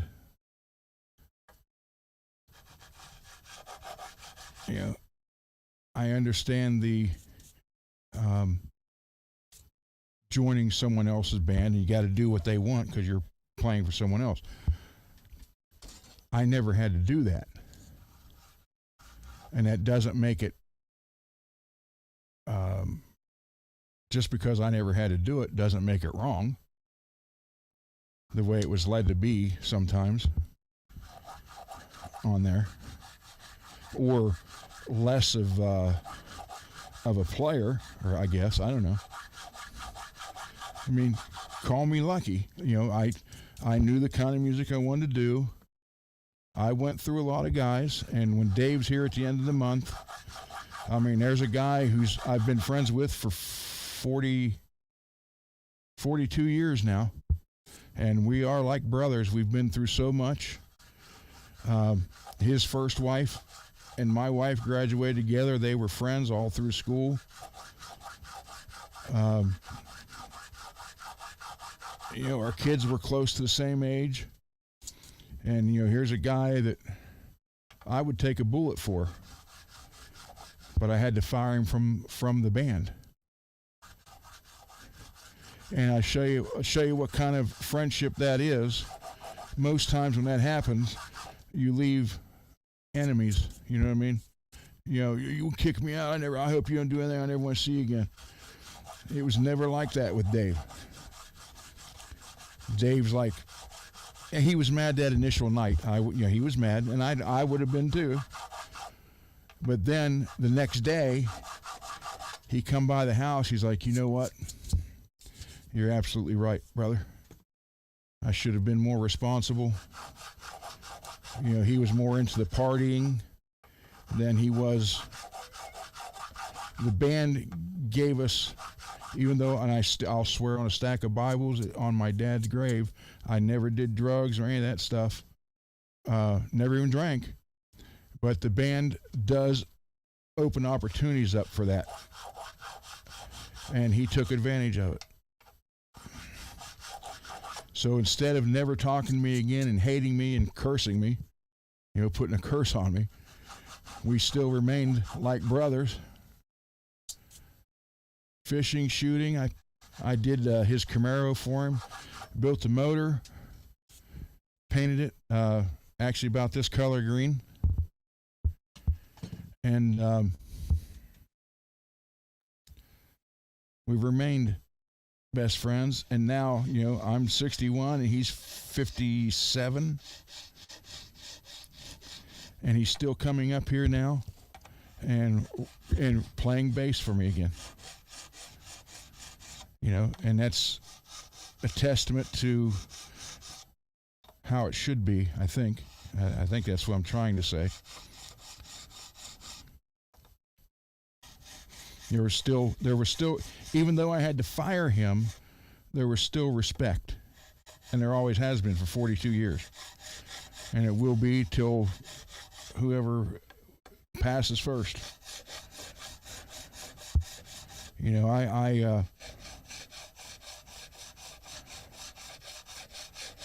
So yeah, I had to fire basically a brother. But I never had to join anybody else's band. It was always mine. And for some reason, that was always led in on the other show, that made me less of a player, I guess, because I never had to go out and learn all this other stuff. Well, okay, but my band lasted 10 years, 84 to 94.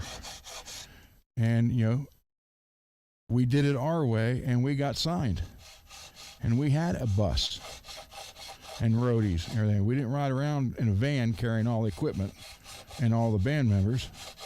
I mean, we did until we got signed, but so it's just, for some reason, and I don't know why, but that was always kind of led to, or trying to lead the chat to believe that it was lesser than, that I did less. I don't know how I'm trying. I know what I want to say. I just can't figure out how to say it. And anybody on here, and I'm telling you this, anybody who's in this chat who knows me or has my personal phone number or who's been here or whatever, here's the deal with me. If I do something that upsets you, don't go anywhere else and start talking about me. Tell me. We'll fix it together. I'm not 12 years old. I'm not going to get mad and hate you and threaten you or chase you down. I said, you know what? Let's what happened? Let's talk about it. Let's fix it. And that's exactly how I am, and I've been that way my entire life. That's why when I first got on that other show, from the very first time, the very first show that I was actually part of, not just the guest, which I was actually only a guest twice, the first two times, then I was, on the show. But from that very first, I was told, well, eventually you will get mad at me and leave and stab me in the back and then join that other show and make fun of me like they did. Or do, whatever. And I kept saying, okay, that's kind of messed up to even think that, for one. And two, apparently you don't know me. Or, well, I knew he didn't know me. I said, but apparently you've never met anybody like me, because I don't do that. And when Robbie was there, I told Robbie, you got a problem with me, tell me. And Robbie did a couple times.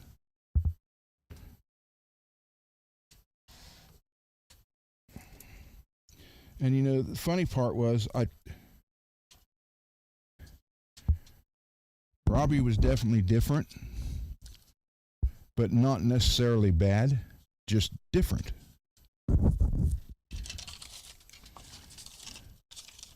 Now, did he do some questionable things that didn't make sense to me? Yes, but you know what? It's not my place to judge him for that.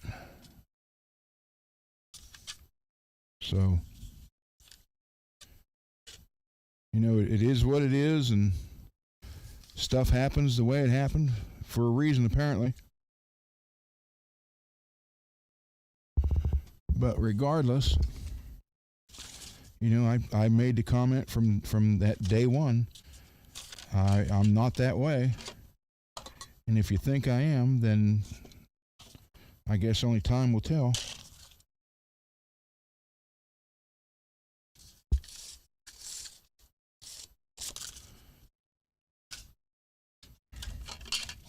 but trying to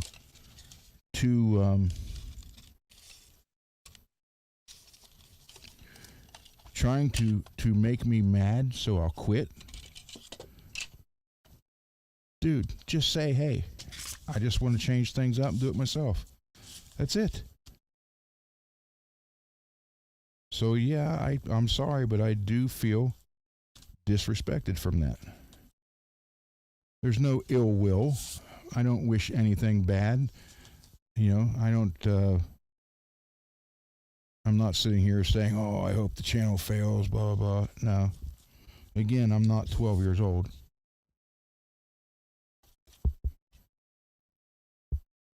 And I know people's going to say, why do you keep talking about it?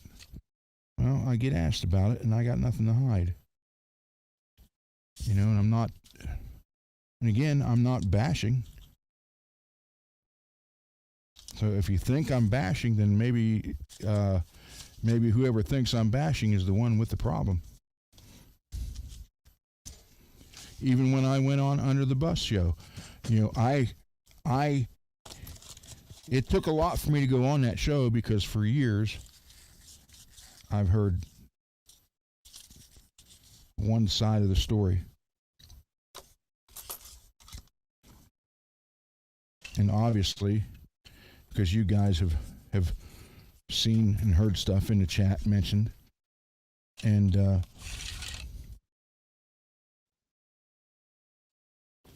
know, there's no love lost there. But again, I only heard one side of the story. So was I judgmental? Yes. Am I proud of myself for being judgmental? No. So I went on the show. I took the invitation for two reasons. One, because there was questions they had, and it wasn't, you know, at least that particular show, there wasn't any bashing. I didn't bash anybody. I just told the truth. And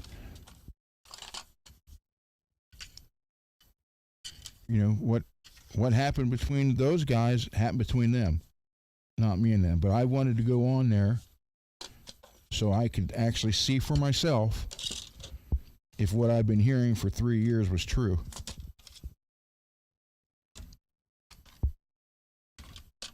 Now, the joking and having fun, you know, well, again, and that is all dependent on who you're dealing with. You know, is the joking fun or not? But so is some of that on there? Yes. Did they do it when I was on the show? No. And I got to respect them for that. And I didn't do any about him when I was on there. So, you know, you can't get mad at me. I didn't, you know, I didn't try to get on there to, I don't know, even a score or whatever you want to call it. But I was on there one time. They asked what happened, and I can understand why they were interested. And it turns out that a lot of the stuff that happened to me has happened to pretty much everybody else that was on the show. So you know, my situation obviously was not unique. And so what happened with them, you know, that's between them.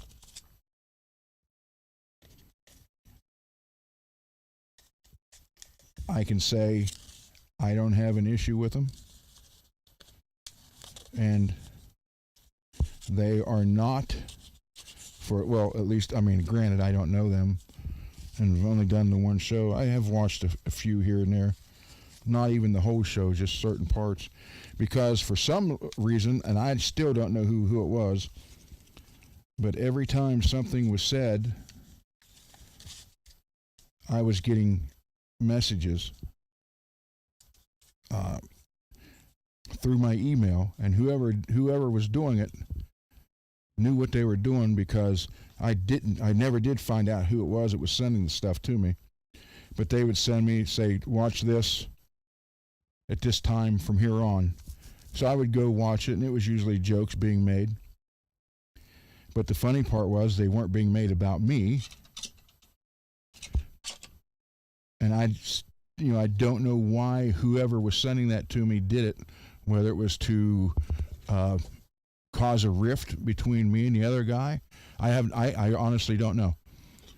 So, I don't know how they did it, because it was always anonymous. I could never find a return address or a name. But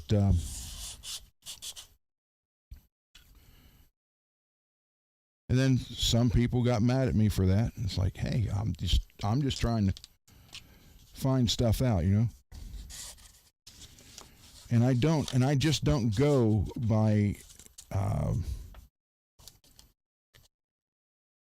someone's word. I mean, I will take it into consideration. But obviously, and I don't mean just this particular person, anybody, if you're that jaded at people or whatever, and then why would I just take your word for it? I mean, there's a reason everything happens. So I went there to find out for myself.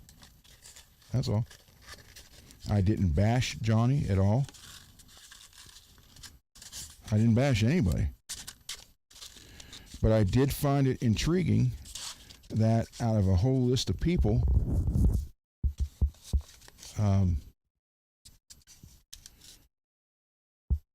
this pattern, what happened to me has pretty much happened to everybody else. So there's an issue there. I mean, how can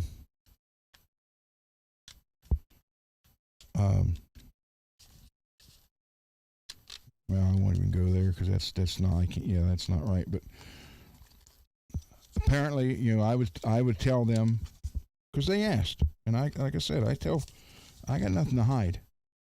So I said, yeah, this happened. Oh, well, that happened here too. That happened to us, or so and what have you. And the bad part about it is, I didn't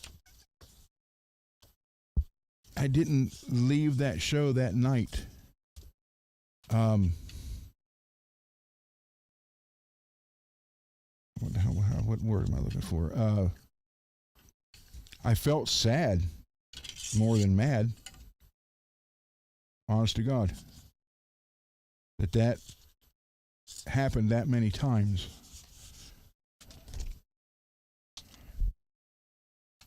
And almost like, wow, what kind of life is that? I don't know. Like I said, I never did anything intentionally to upset or sabotage the show, or whatever you want to say. I mean, I was told that the other guys would never up their equipment. So I, as a show of good faith, to say, look here, I'm serious. I went out and bought all this stuff. And it wasn't easy talking my wife into not making me take it back, because it wasn't my show. And I'm like, well, I'm trying to show that I want my end of that show to be as professional as can be. And hey, you told me that the other guys didn't do anything to improve their part, so I'm trying to show you in good faith that I will. And I think, I don't know, this is just speculation, but I think it was taken the wrong way. Thinking, oh, okay, so now you're going to try to, I don't know, undermine me or whatever. I don't know. I don't know what. All I can say is I never meant to upset. I never meant to make anybody look bad. I never tried to be more liked than the other person. You know, and if it happened, I can't control that. You know, people's going to like who they like, and you know. So I do. I swear to God, I understand everything except just the disrespect. Not to just say, hey, this is what's happening, because I did know changes were coming. He did tell me that. I was just never told I was one of the changes.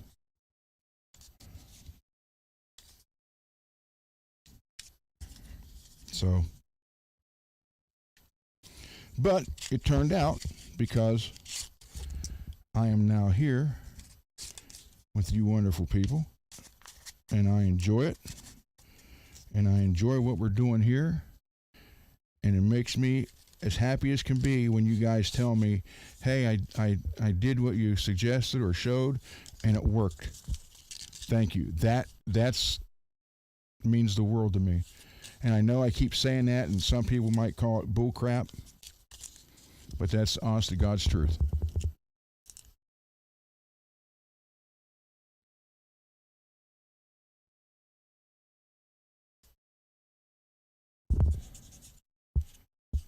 You know, it's there's a thing called respect, even if the friendship was just one-sided, apparently. You know, that's fine. You know, that's what happens sometimes. But still,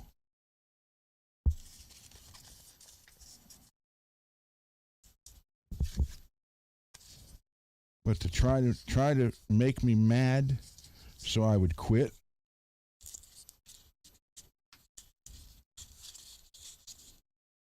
And then I would have been lumped in with all the other guys that quit. But he always told me, one day he goes, promise me this. He goes, when that day does come and you get mad and quit, let me know what I did. Because I don't know what I'm doing about, why that's happening. So, and I hope he gets, what goal he's setting for his channel. I hope it works. I really do. Like I said, I don't hate, I don't dislike him, but I still feel disrespected, and that's all going to change.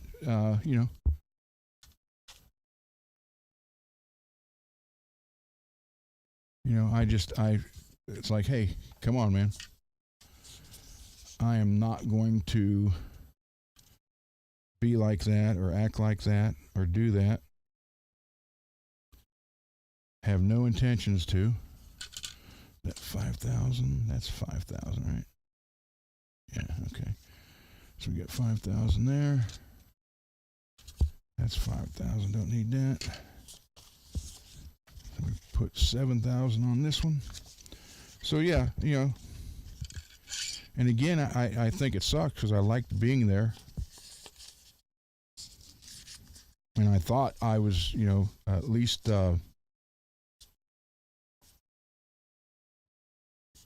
offering something to the show.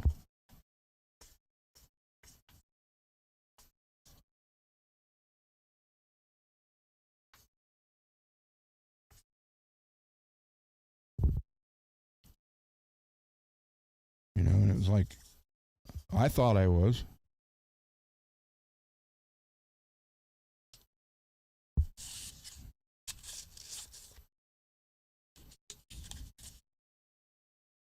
But, you know, like I said, it wasn't my show to do anything. You know, I wasn't trying to take over.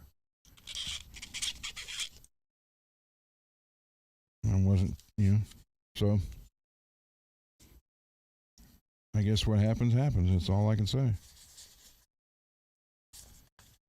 But again, you know, yeah, I was again not mad. There's a difference between being mad and being upset and being disrespected.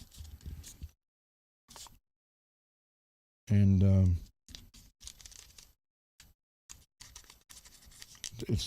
I swear to God, it you know, it's an Italian thing. The disrespect is what bothered me more than anything. Because I could accept very easily saying, hey, you know, I'm going to change things up, and I'm doing it by myself. Even if the words were, I don't need you anymore, whatever, that would have been fine. Okay. Well, you know what? Thank you for letting me be on here like I was and meeting some new people. But I never even got to say that.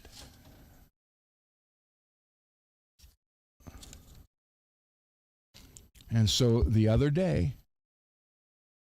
I got on there. He was doing a show, and it popped up. He was doing it live. So I had no idea who was in the show. You know, I mean, I know it was just him, but I mean during the show. But I had no idea who was going to be in the chat, anything. But I thought, you know what? I'll make one more attempt to show that there's no hard feelings. I'm not mad. And I got ignored.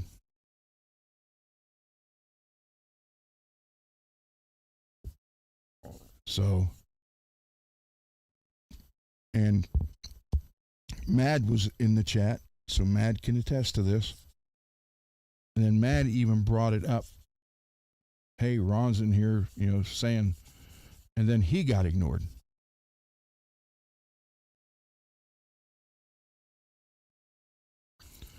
So that was like the final straw. That just, you know, shows you, at least it showed me what kind of person that was.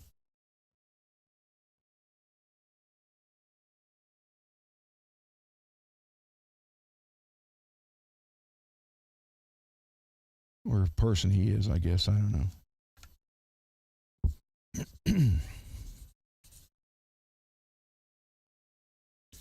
But I usually don't have a problem with anybody because if you got a problem, let's talk it out. Let's fix it.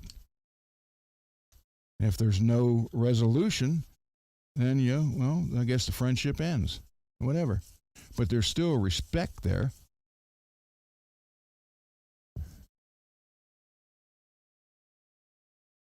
But I never got the chance to thank him for my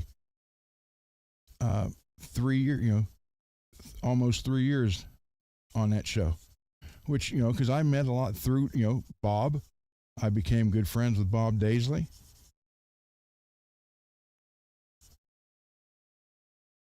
And a bunch of people here in the chat all through that show. And I would love to have said, hey, you know what? Well, okay, that's fine. Thank you for letting me on here like I was. And, but I even got robbed of that. Not only did I get disrespected, I got robbed of that. And then I hear, I don't know if it's true or not, but I hear I'm getting made out to be the bad guy.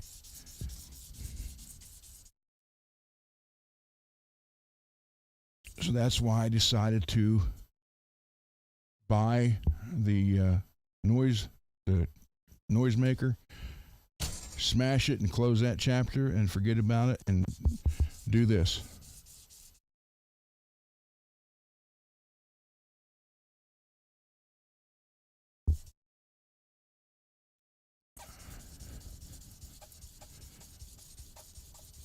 Because I look so forward to the bench chat or the bench shows on that.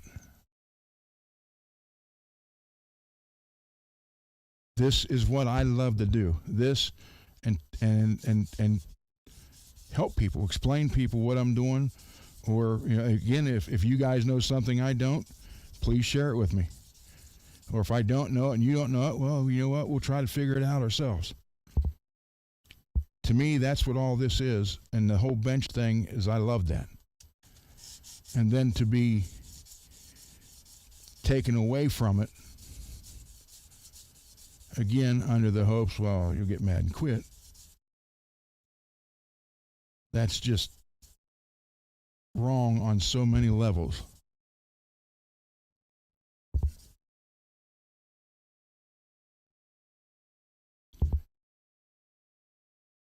So this is basically, I'm ordering that Monday, and it'll probably be here sometime between Wednesday to Friday. And when it gets here, I do the symbolic smashing of the noisemaker, and that's just closing the book. We're done on it. And then I won't talk about it ever again.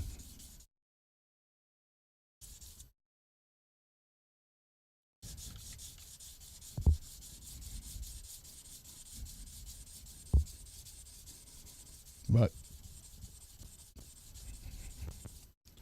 again, I have nothing against the under the bus guys. They seem nice to me. And I think what's the one, Brian, he said something about having me paint one of his guitars. I'll gladly do that.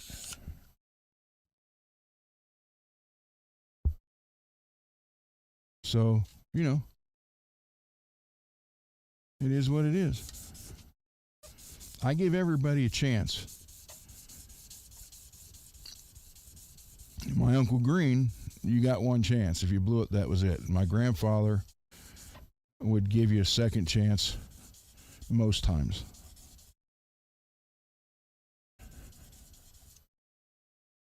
But, and you have to remember, that's the generation I was pretty much raised by, was my dad's parents. The greatest generation, World War II generation. The ones that came through the Depression. The ones that ran New York City and its 5 boroughs. And, and this was said, that the respect thing was the thing that bothered me more than anything.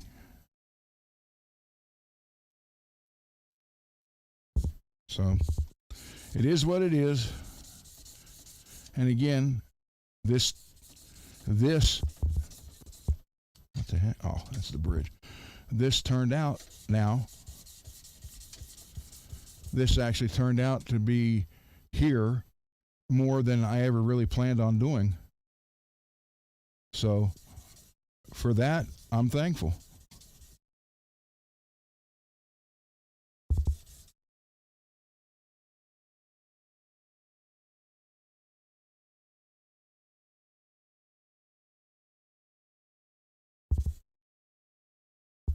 Yeah, thank you, Greasy.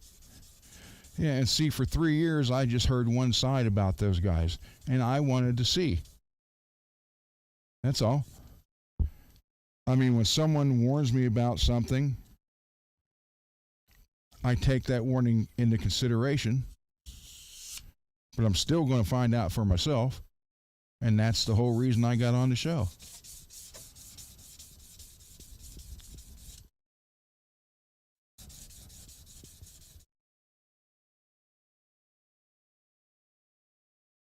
There was no bashing.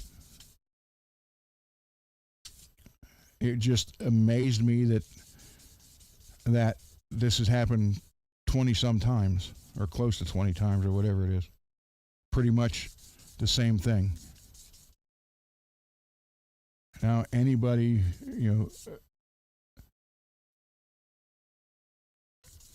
there's a central connecting point there. You have to find there's issues somewhere.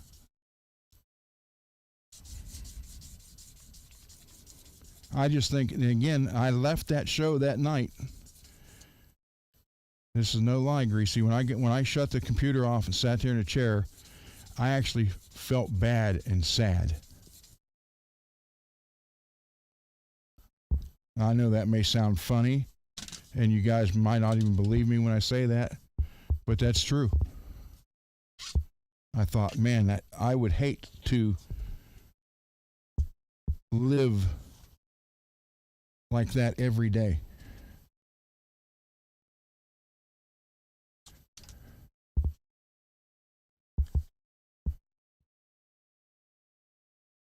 But, you know, it is what it is. But I actually felt sad and bad. And not mad.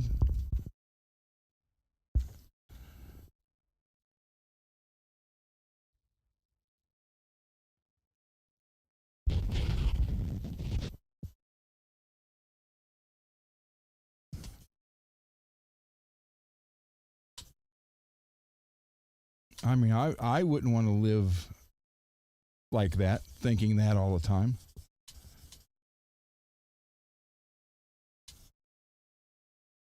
But see, you also, something else, I understood was, that was a full-time job.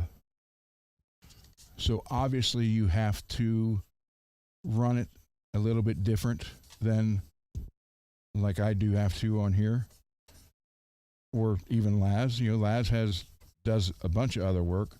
And I tell you what, I've seen photos of this work he's talking about, this kitchen. And Laz's family was cabinet makers and stuff.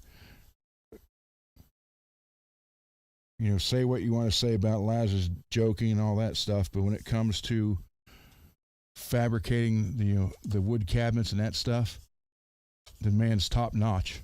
He really is.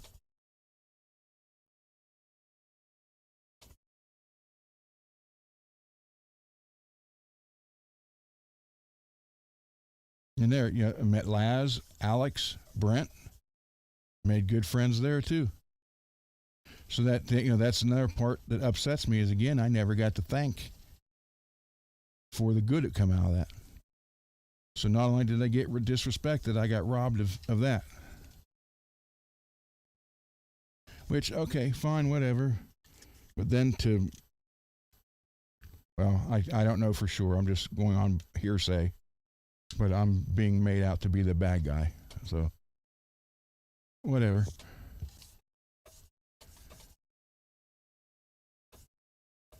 Like I said, I hope what he's trying to do works out.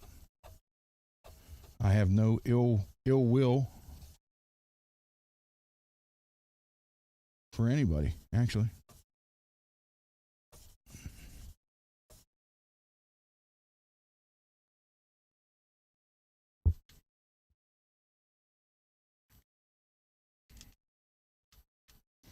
And when Dave is here at the end of the month, and I am the one that canceled this weekend because just some things came up and it would have been impossible to actually spend any time working on music.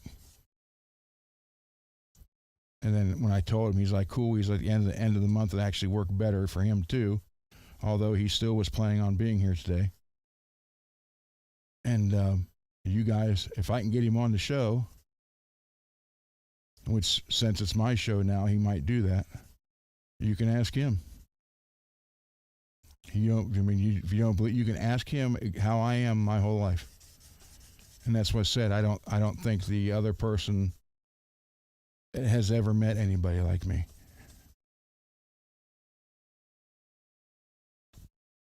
I remember when I had to fire Dave from the band. He's like, I'm like, so we're still good, right? He's like, I'll tell you how good we are. He said, if you did something really bad and you were being looked for by the cops, and he said, here's what I'd do. He said, you come down here and I'd give you my car to get away. He said, I'd give you the car. He said, and I'd give you, however, 4 hours, 6 hours, 12 hours. He said, then, I would have to report the car stolen, but he's like, you got that time to get away. So that's the that's the kind of friendship type deal.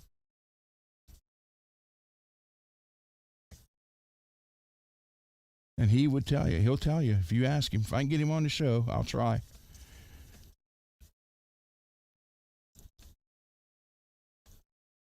What I tell you I do on here, I actually do it. Or if I tell you this is how I've been my whole life, that's basically it. Like I said, I got nothing to hide.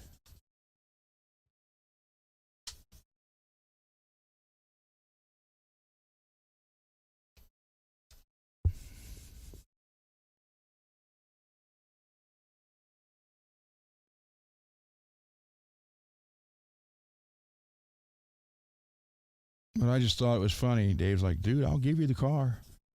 And I'll give you X amount of hours to get away. Well, thank you for that, but I don't plan on doing anything that I would have to be in that situation.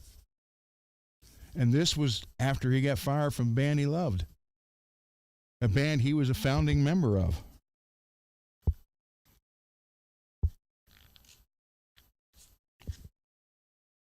And it hurt me to do that.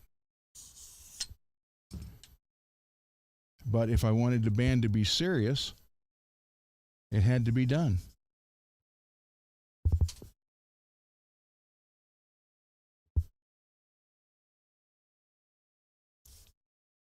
So, yeah, I didn't have to learn all other kinds of music. And I didn't have to have special gear for certain bands that I played in. And there's nothing wrong with that. But in conversations, trying to lead the chat into thinking that was lesser of a band or lesser of a musician was wrong, and that did used to upset me.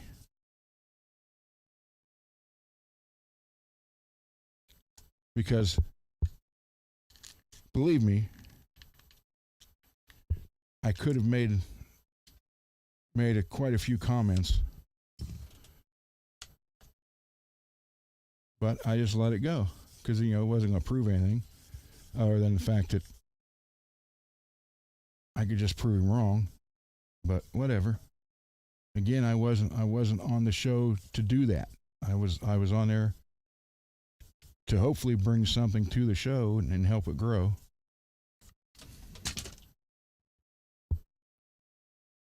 Which, when I joined the show, he had just over 10,000 subscribers.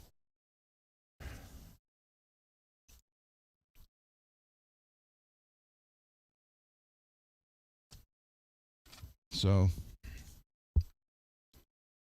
it is what it is.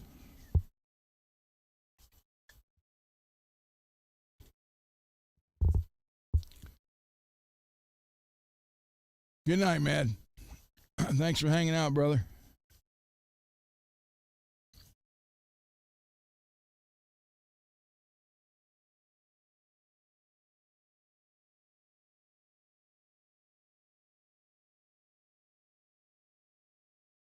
And see stuff like that right there, hanging out, being able to talk.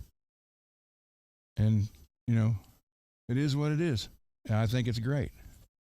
I think this is a great community here. Oh, Billy's going to arrest somebody.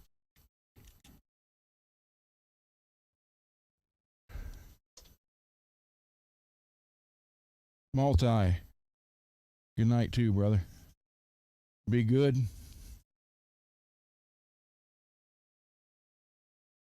Everybody have some fun.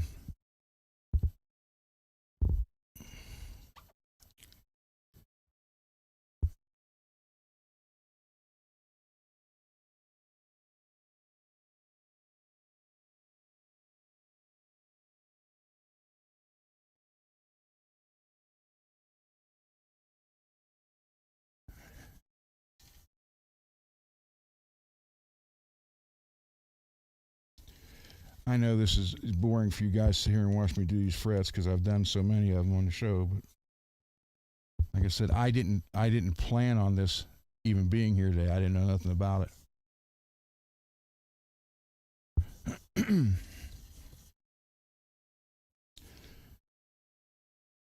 And to be honest, I could have got it done before the show, but I figured, oh, I got to do it. And it is hard to do 6 day a week show and have stuff to do. So once the painting starts, though, that'll be taken care of. I won't have to worry about it because there'll always be working on the guitar, getting it prepped to paint, then out in the garage part painting it. So there will be all kind of content then. I just, you know, so there is a lot to it when you're trying to do a daily show.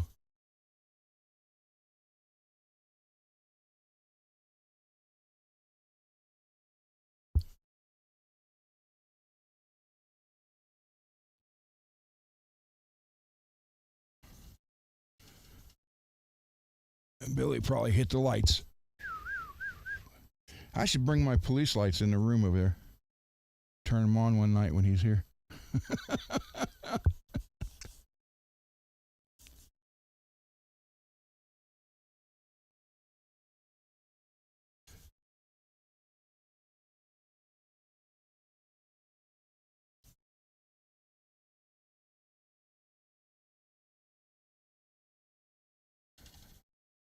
But yeah, I am, again, hindsight. And I'm so glad that I'm able to sit here and do this with you guys coming along and asking the questions, looking for answers, learning, teaching, everything.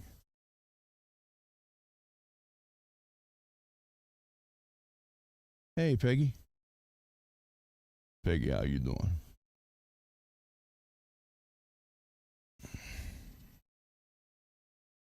So I think it's fabulous, and I really do. I'm not just saying that.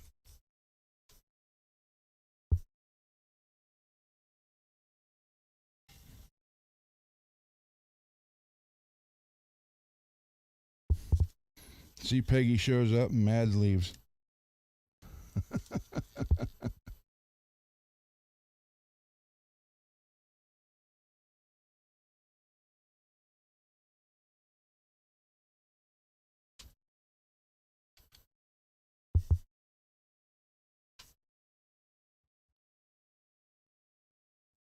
So it is what it is, and we're close to the closing of the book.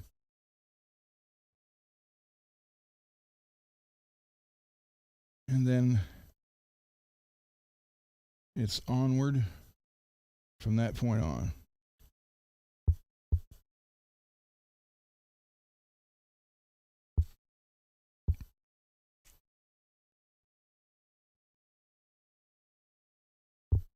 And like I have been saying, everyone has donated parts to keep my gift of music program going. That means more to me than anything. Like, I gave my word to that guy in '87 that I would keep paying it forward. And what, one more year, it's going to be 40 years. I've had people say, dude, stop, you've done it. But now I enjoy it so much because I was hesitant to put that on even on the other channel, to put that on my part of the screen. Would you guys like to donate parts? Because I had planned to do that for probably 2 months prior to me putting it on there the first time. But I didn't want to have people say, oh, we're going to give him parts for his guitars. And then I didn't want to step on any toes, from the host. Because for years, I took care of it myself. I'd stop in pawn shops at least once a month, sometimes 2 times a month, grab a few cheap guitars that could be fixed and turned into something. I mean, not complete junk ones. I'm talking about ones that could be turned into a decent playing guitar for someone to learn on. And I'd buy them, and then I'd order the parts. But once I had to, and I was forced to retire medically, I didn't want to. And once that happened, you know, you don't have the disposable income you had prior to that. And I was to a point where if I didn't ask, then I was going to have to stop. And I just didn't want to stop. So I swallowed my pride and put that on there and then explained it a couple of times. And those of you who stepped up and I can't even put into words how that makes me feel. Just my thanks is not enough to you guys, to all of you.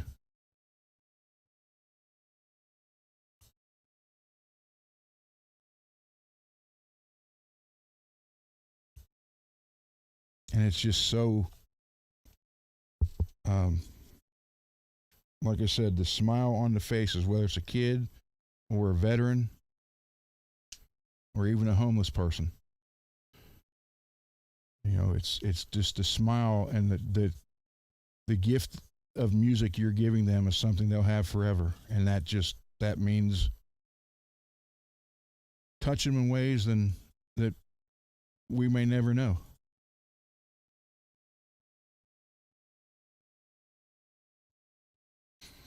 And yeah, I'm doing the work, but I'm using the parts you guys gave me.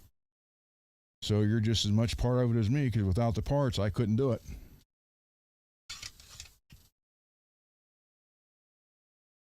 Not anymore. So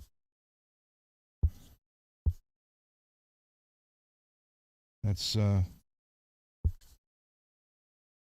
another reason why this community is so great.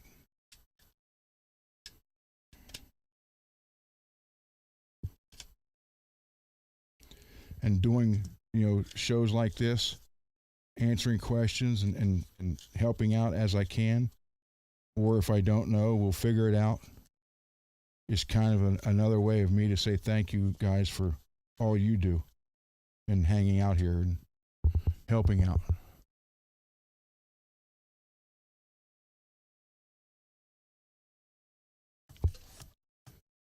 So that makes it, that's why I say community, and I really believe that.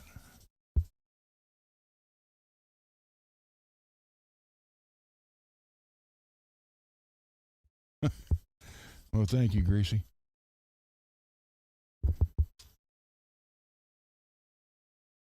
Matter of fact, Greasy, I think you were the first one to donate stuff, including the speaker, which I did put in the cabinet. Now I just need 3 more.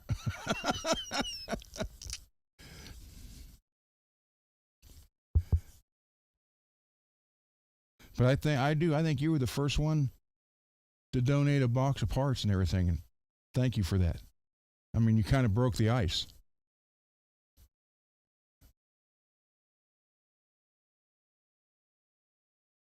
Yeah, I think you were.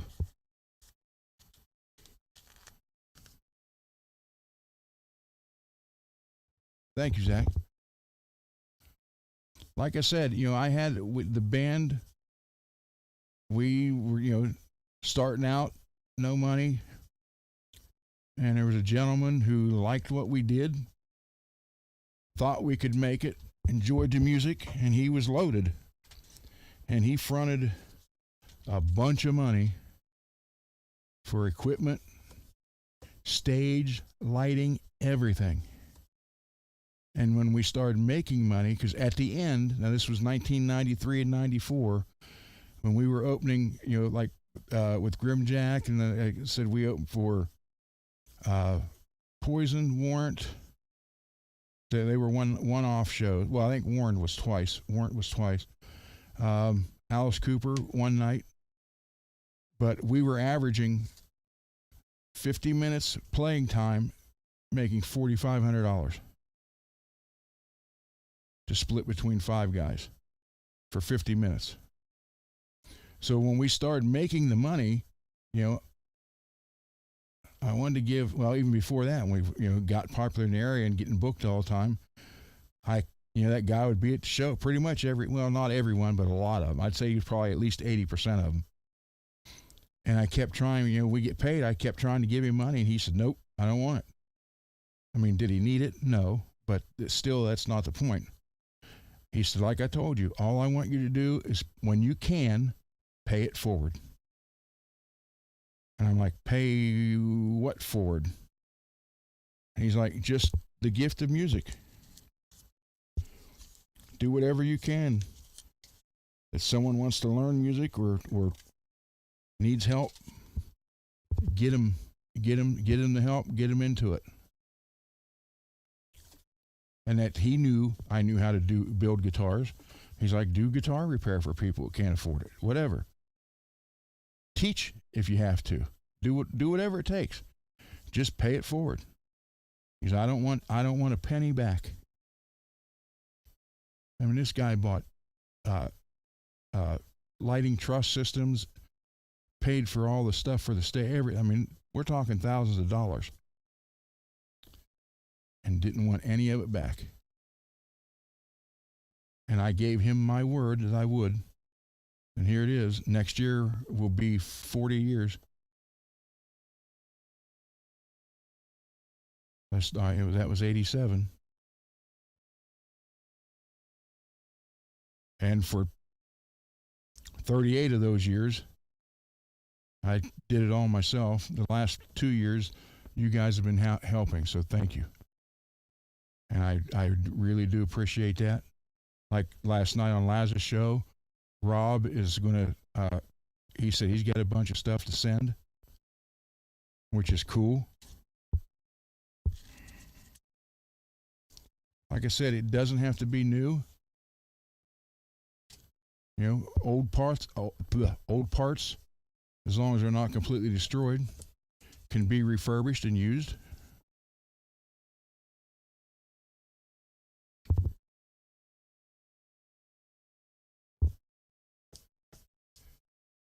So, and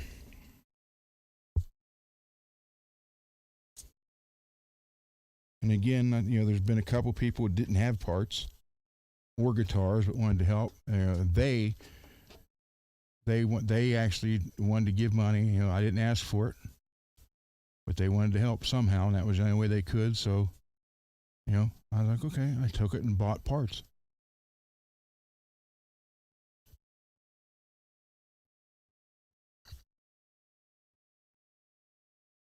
I placed a big order through Monster Bolts and some stuff off Amazon. Seymour Duncan and the Floyd Rose stainless stuff. It all got used, and I put that stuff. Whenever I put a Floyd on a guitar, it's always upgraded with stainless.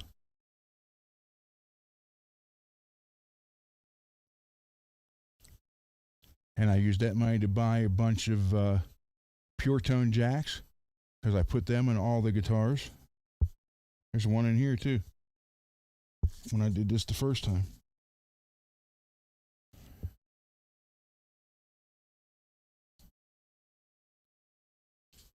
So, and you guys are keeping that going and making sure I keep my promise, and that,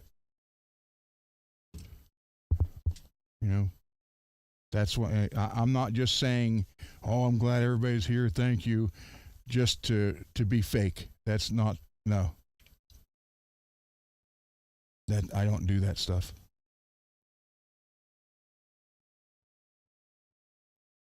I am truly happy to be here and doing this stuff and helping you guys save money.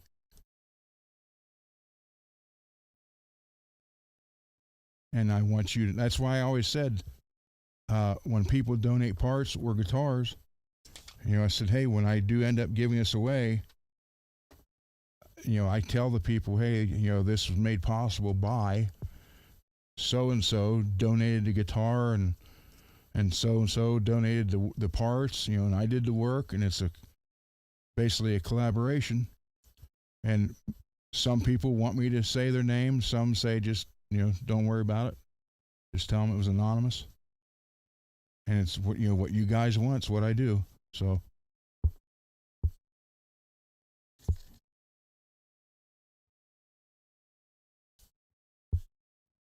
and the funny part is, I'll get questions like, well, what do you need? Could be anything, because I never know what's going to come down these steps. It could be a 60-year-old guitar, or it could be something they just got off of Amazon for $80 that's completely unplayable. Well, the guitar for Laz, he paid $150 for the guitar. Granted, he's literally got $1,000 in parts in that guitar now. And add my labor to it and T-bones, you're looking at least another $800, if not more. So you're looking at $150 guitar that is technically worth $2,000. So whoever wins it, if they decide to sell it, they'd never get that much out of it.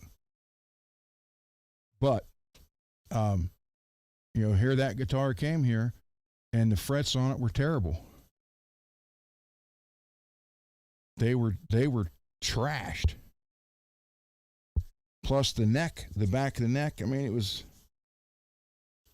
could have just like dusted it off with a Scotch-Brite pad, and it could have played it. But I actually reshaped it a little bit, not much, just enough to get it to feel right. Did all, I got 4.5 hours on the neck, not counting the headstock stuff.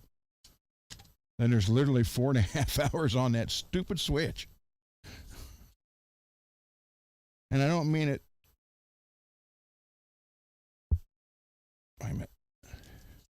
What I mean about stupid is I don't see why any switch should have that many contacts on it. And then, especially in a circular motion, that are just, the separation is maybe as much as a sheet of paper or a sheet of construction paper. That's it. And then you got that contact wired in, and then all of a sudden, further on down the road, you got to put 2 or 3 more contacts on that, or wires on that same contact. It's freaking ridiculous. So that's what I mean by stupid switch. To me, it's unnecessary. But I could see where someone who fills in for, different bands, or even a studio musician, could benefit from it, because you could just take one guitar and have pretty much a bunch of sounds. Instead of taking 2 or 3 guitars or 4, you can take this one and cover the bases. So that part I can see it. That would be the only reason I see using a switch like that.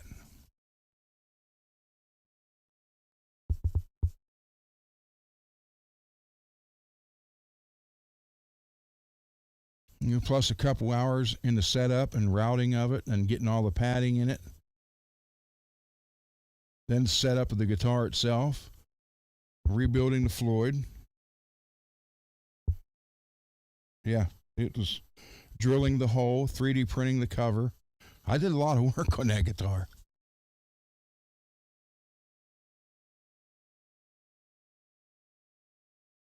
And if you would go by my rate, that was at least $800. And that's the bare minimum.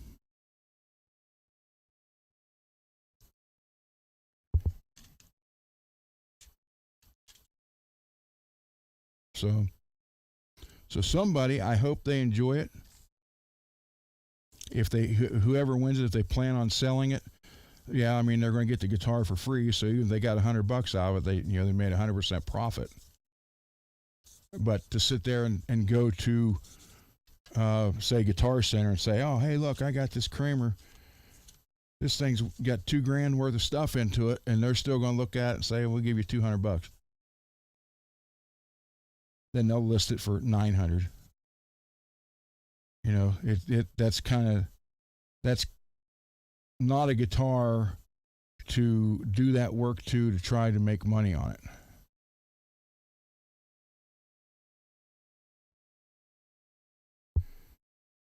Oh, I found. Oh, wait, let me see if it's still over here. I know I found it, and knees hurt, and I brought it in here to read to you guys because you guys was asking about this. Somebody asked me about this the other day about my prices on the painting.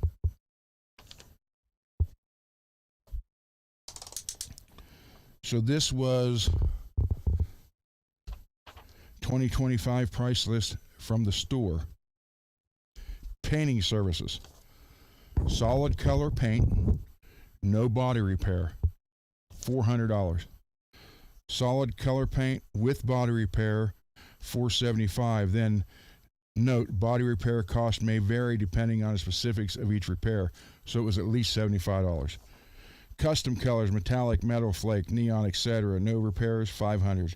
With repairs, $575 or up. Custom design colors, graphics, no repairs, $600. Custom design color with repair, $675 at minimum.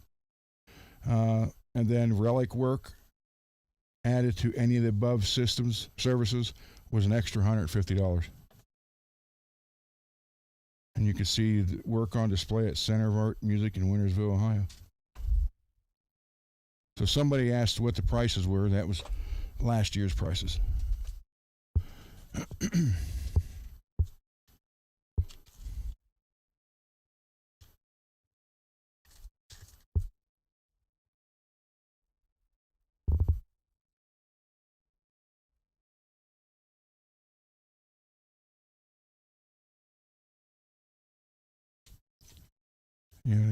It's because, and especially reds. Red is an expensive color, and color shifting is expensive. So the little mini guitar that got robbed of all its parts, just that little guitar right there had almost $200 in the paint.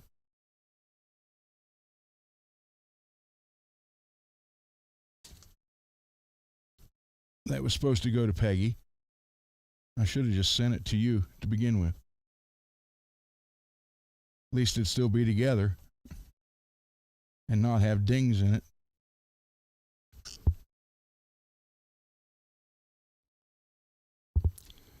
So, yeah. Like I said, I have regular customers that I do this kind of work for. And then the paint, I charge for the paint jobs.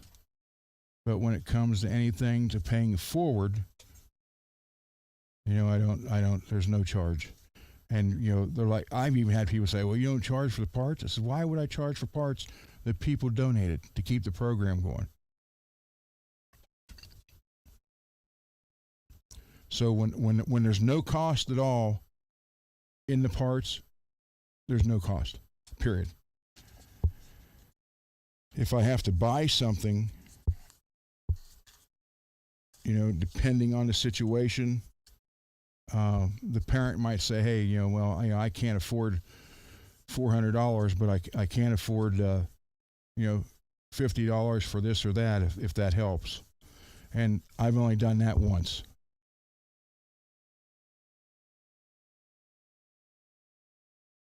So, but the paint jobs and the custom paint jobs, that's a whole nother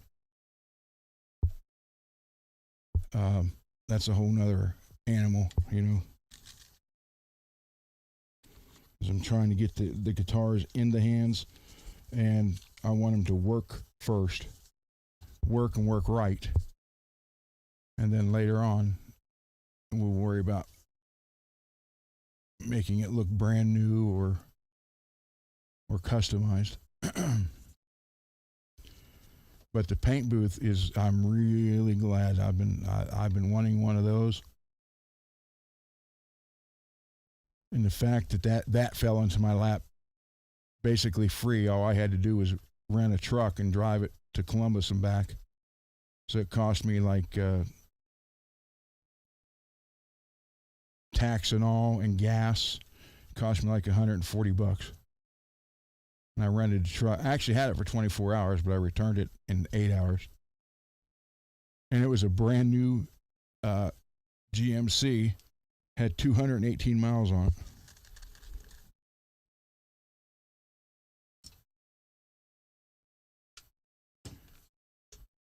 Loaded. That thing was loaded with everything. I didn't want to give it back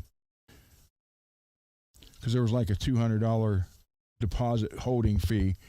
And I started laughing. She goes, "What?" I said, "You mean if I don't give you the truck back, you keep the 200?" She's like, "Yeah." I said, "Well, keep the 200 because if that's all it's going to cost me for this truck, I'm not giving it back." She started laughing.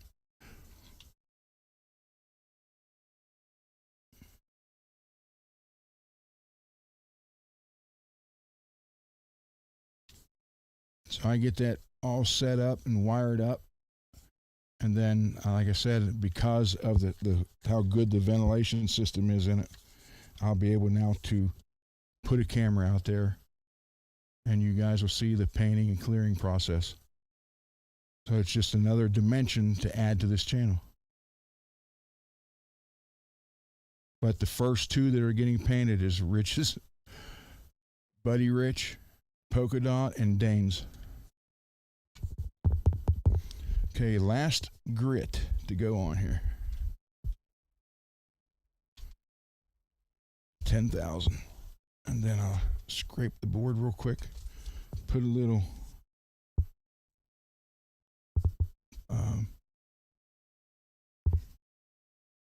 feed and wax on it.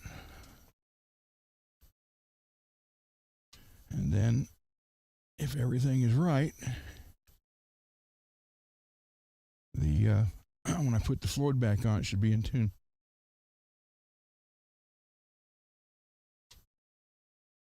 I'm telling you, the vent for that thing, and I'm not exaggerating, the pipe come out from the top of the motor is that round, at least. Like 24 inches or 22 inches. Monstrous.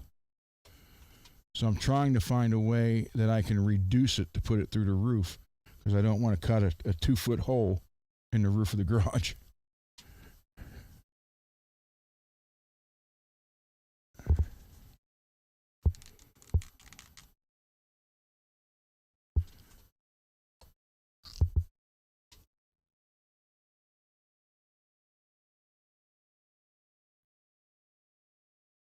And it was just, sheer dumb luck that I lucked into that paint booth because he's my cousin's son, so it'd make him my second cousin. He had it, and they just happened to come down that day. We went to the shooting range all day and never mentioned any of that kind of stuff. Then we went to eat afterwards at Bubba's Burgers. And then my cousin asked me about how the guitar playing was going, and I told him, I said, well, wintertime slows down. So I did put a heater in the garage, and I just made the comment. I didn't know his son had one. I said, I got the electric heater in the garage now, and I insulated the roof and put all the good lighting in. I said, now I just need to come up with some kind of paint booth to finish it off. I said, then that would really make it, a professional setup and just make the quality even that much better. And then his son, my second cousin, just sitting there goes, well, he pulled out his phone and showed me that picture. He goes, "You want this?" I was like, "Yeah, but I don't have $4,000. He's like, "You don't need it." He goes, "Just come to Columbus and I'll give it to you." So it was just pure dumb luck. I mean, he wasn't even supposed to come his son wasn't even supposed to come down to shoot. He came down in the last minute. And I never knew he had a paint booth. They only used it twice. I mean, it still looks like brand new.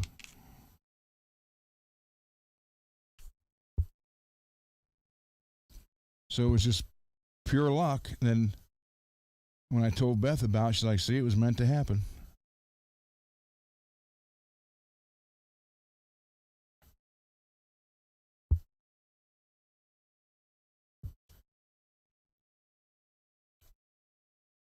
So it's just going to, because every one I've done that you guys have seen has had some kind of bug in it that I've had to dig out and either re-clear or sand it and smooth it out and get it done, because I was just doing it in the garage on the table.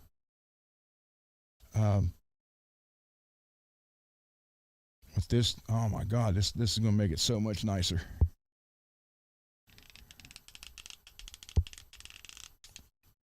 And it's big enough, like I can do, like if someone come in here and said, hey, I need a door or a fender repainted or a bumper. I can't put a whole car in there, but I can do parts of cars if they need to be.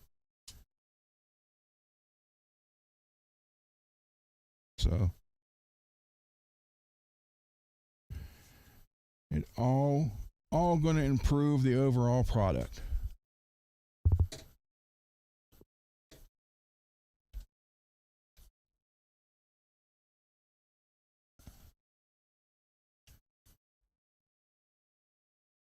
And the whole thing with overspray and all that stuff.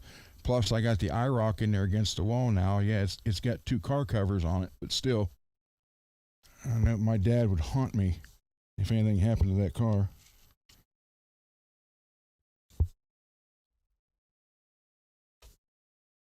I got his obituary right there on the wall. So, and this is his bench. I brought it from his garage, one of his garages up there.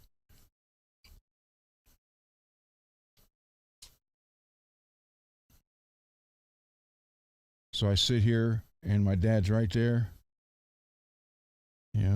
Granted, Mom sold both of these Mustangs now. She sold the other one a couple weeks ago. It was in Springfield still. Another GT convertible. He loves convertibles. Always has. Whole time I was a kid, we always had new convertibles.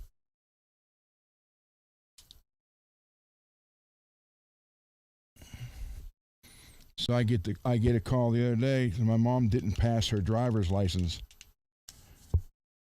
although she hasn't driven in years. And so she had to take her test, and her eye, they told her come back when she gets new glasses.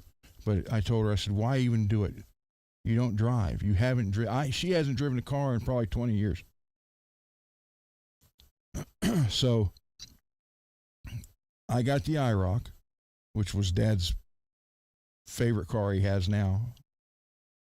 And then the next one he had that he drove daily, he's got a Lincoln MKX or MKZ, not the SUV, the actual car.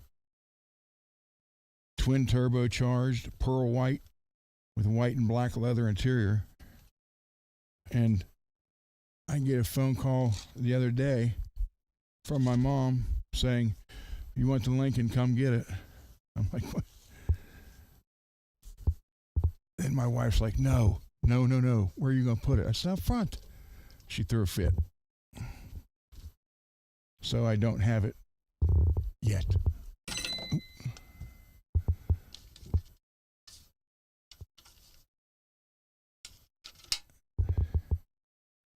But he loved that. Oh, man, he loved that Lincoln.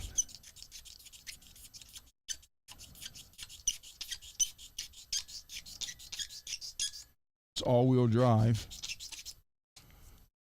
And they just put new tires on it, too. 20-inch tires.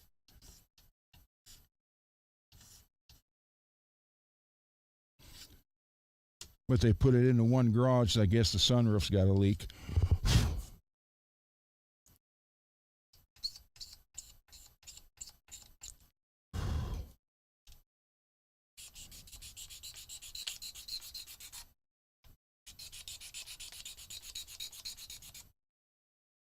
So I may or may not end up with. I mean, it's in the back garage, so it's out of the way. It's not hurting anybody or in the way.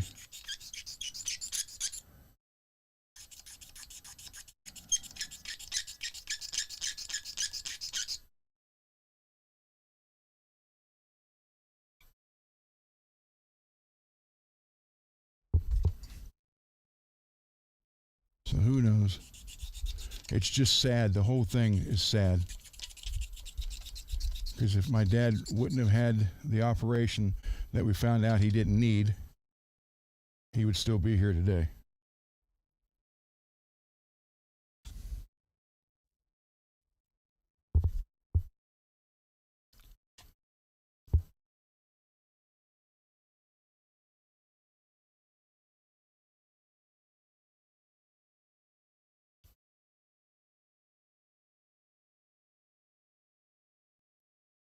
Yeah, he had a 68 GT convertible and a 2000 or 2002 GT convertible. Both of them were the dark emerald green, except the 68 had a black convertible top with black interior, and this one the other one had a tan top with tan leather interior. But they both were pretty much the same color green.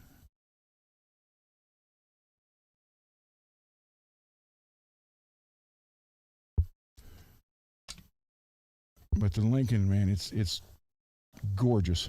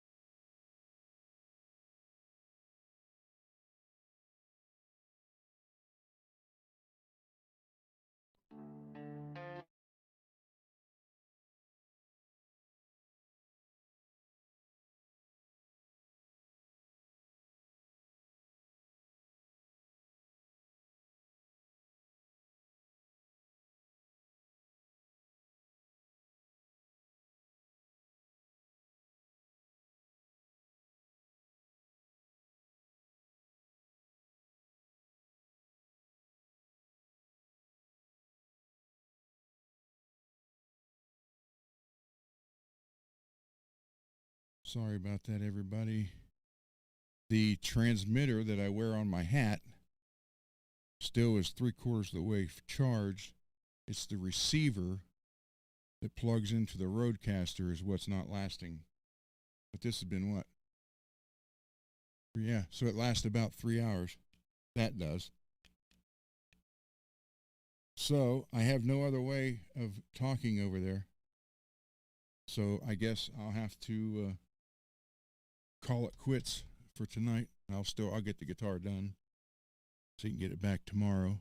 But hold on, so I can see the chat here. Headphones on for Ava, you unplugged headphones.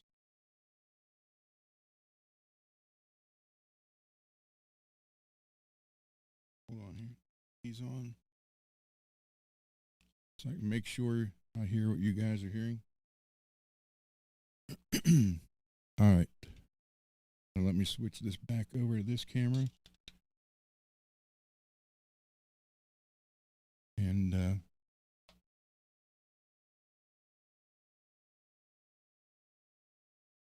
I need to set a timer apparently. So this is what I wear on the back of the hat.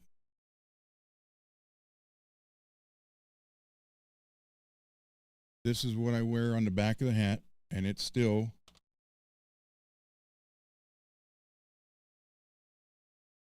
more than halfway charged. This is what plugs in. I had to buy an adapter, kind of like this. It goes in the back of the Roadcaster, and then this goes into it. This is the receiver, and this is what dies, and that's when the sound goes out. So I came over here, and it was completely off. I got to plug it back in.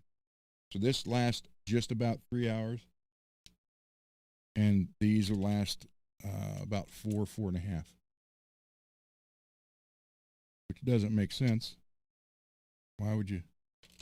And the sad part is it came with two transmitters. So I got 2 of them, but only 1 receiver. So with that, I'm probably going to have to well, again, though, Peggy, most people don't do 3-hour shows on here. So what I do need to do is I need to buy another one of these. But, you're looking at $300-400 just for the mic to put over there. And then I have to buy another cloud lifter for that mic. That you can get them used for about $75-80. So you're still looking at almost $400 for another setup to put over there.